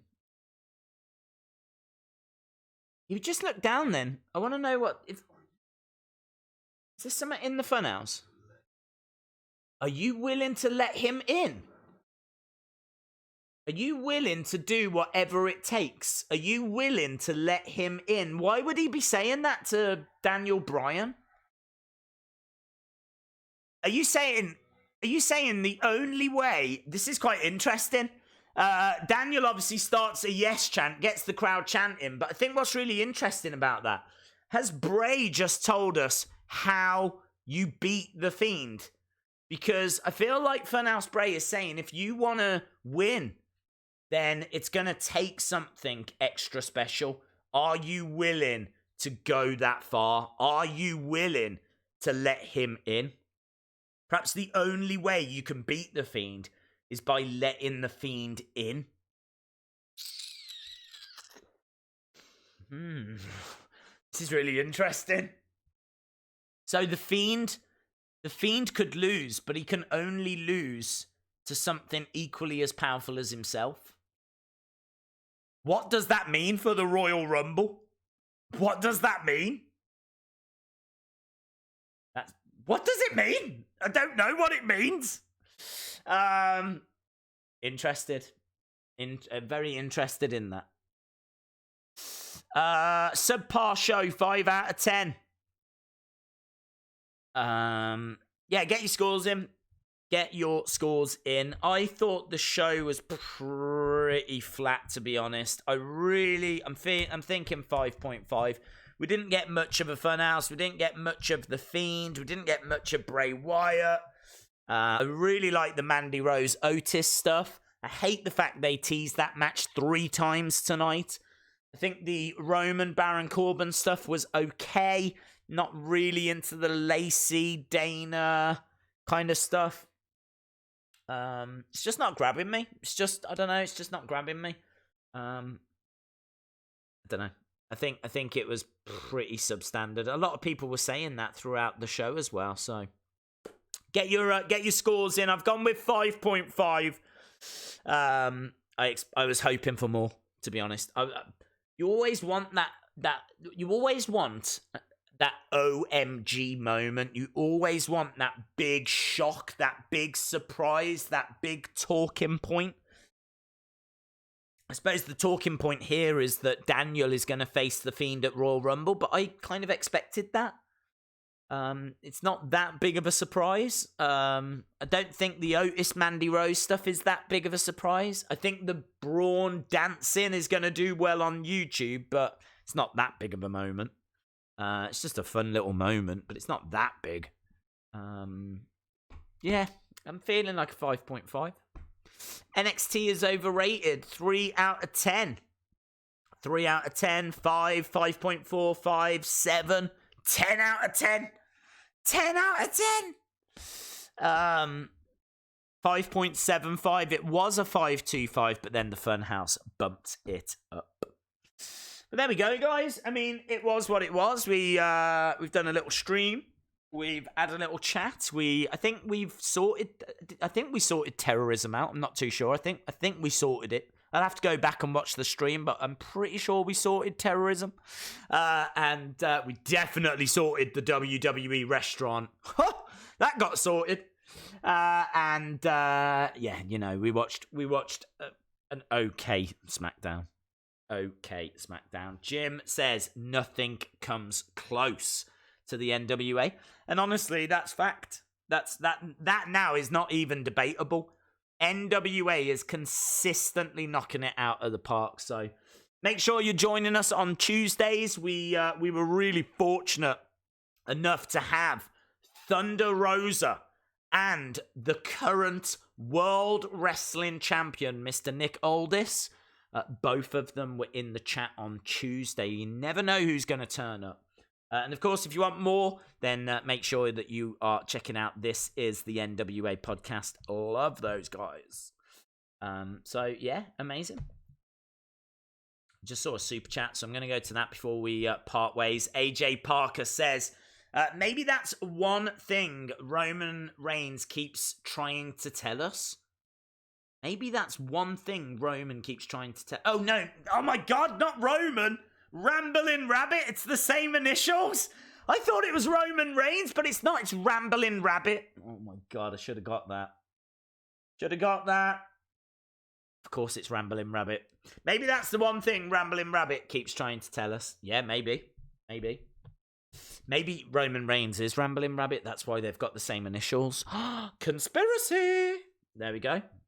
Conspiracy. Nick Aldis sucks. I missed the whole show. It's my last night in Florida. I'm trying to enjoy it, but I still had to come here. Thank you, Jesse. 4 out of 10. An NWA is a 10 all day. The question mark. Hardly watched SmackDown. You were way more entertaining. Thank you very much, Imtiaz. Tell you what, guys, you don't have to be that kind. I'm gonna love you anyway, okay? I love you guys anyway. You don't have to be that kind. I don't have, like, a really fragile ego. My ego is okay. I appreciate the kind words, but you don't have to. You don't have to say it. 8 out of 10. I see what you've done there. ATE. See you later, my friend. Really appreciate the support. Really appreciate everyone that joined us. So, yeah, I think we've said all we've got to say. I don't know what's happening this weekend in regards to streams. There's obviously nothing big happening. Someone said earlier there is a UFC show, but I'm not sure there is, to be honest. So, I know tomorrow I've got to see my family and go around and see, like, cousins and people. We always do that on the 28th. So I am out tomorrow seeing family. But I'm sure I'll try and get a video up, and maybe even when I get back, I'll find something that's on to stream. I honestly don't know, so I can't really tell you what's going to be on the channel this weekend. As of now, the next stream will be Monday for Monday Night Raw, and of course we are back to being live. And honestly, hopefully we're back to actually getting some answers. I really want something more from Liv. I really want to find out what's in Roman's cage. Obviously, we're still progressing with the Seth and Kevin Owens storyline, and there's plenty going on. There's plenty going on with Raw. We'll have to see if it's a decent show. The jury's going to be out on that, but yeah, that's the plan for that. There is no UFC, says Bryan. Okay. Right, guys, thanks a lot for joining us. Really do appreciate it. I hope you have a fantastic weekend, whatever you do, and hopefully I'll see you again next time. Bye for now.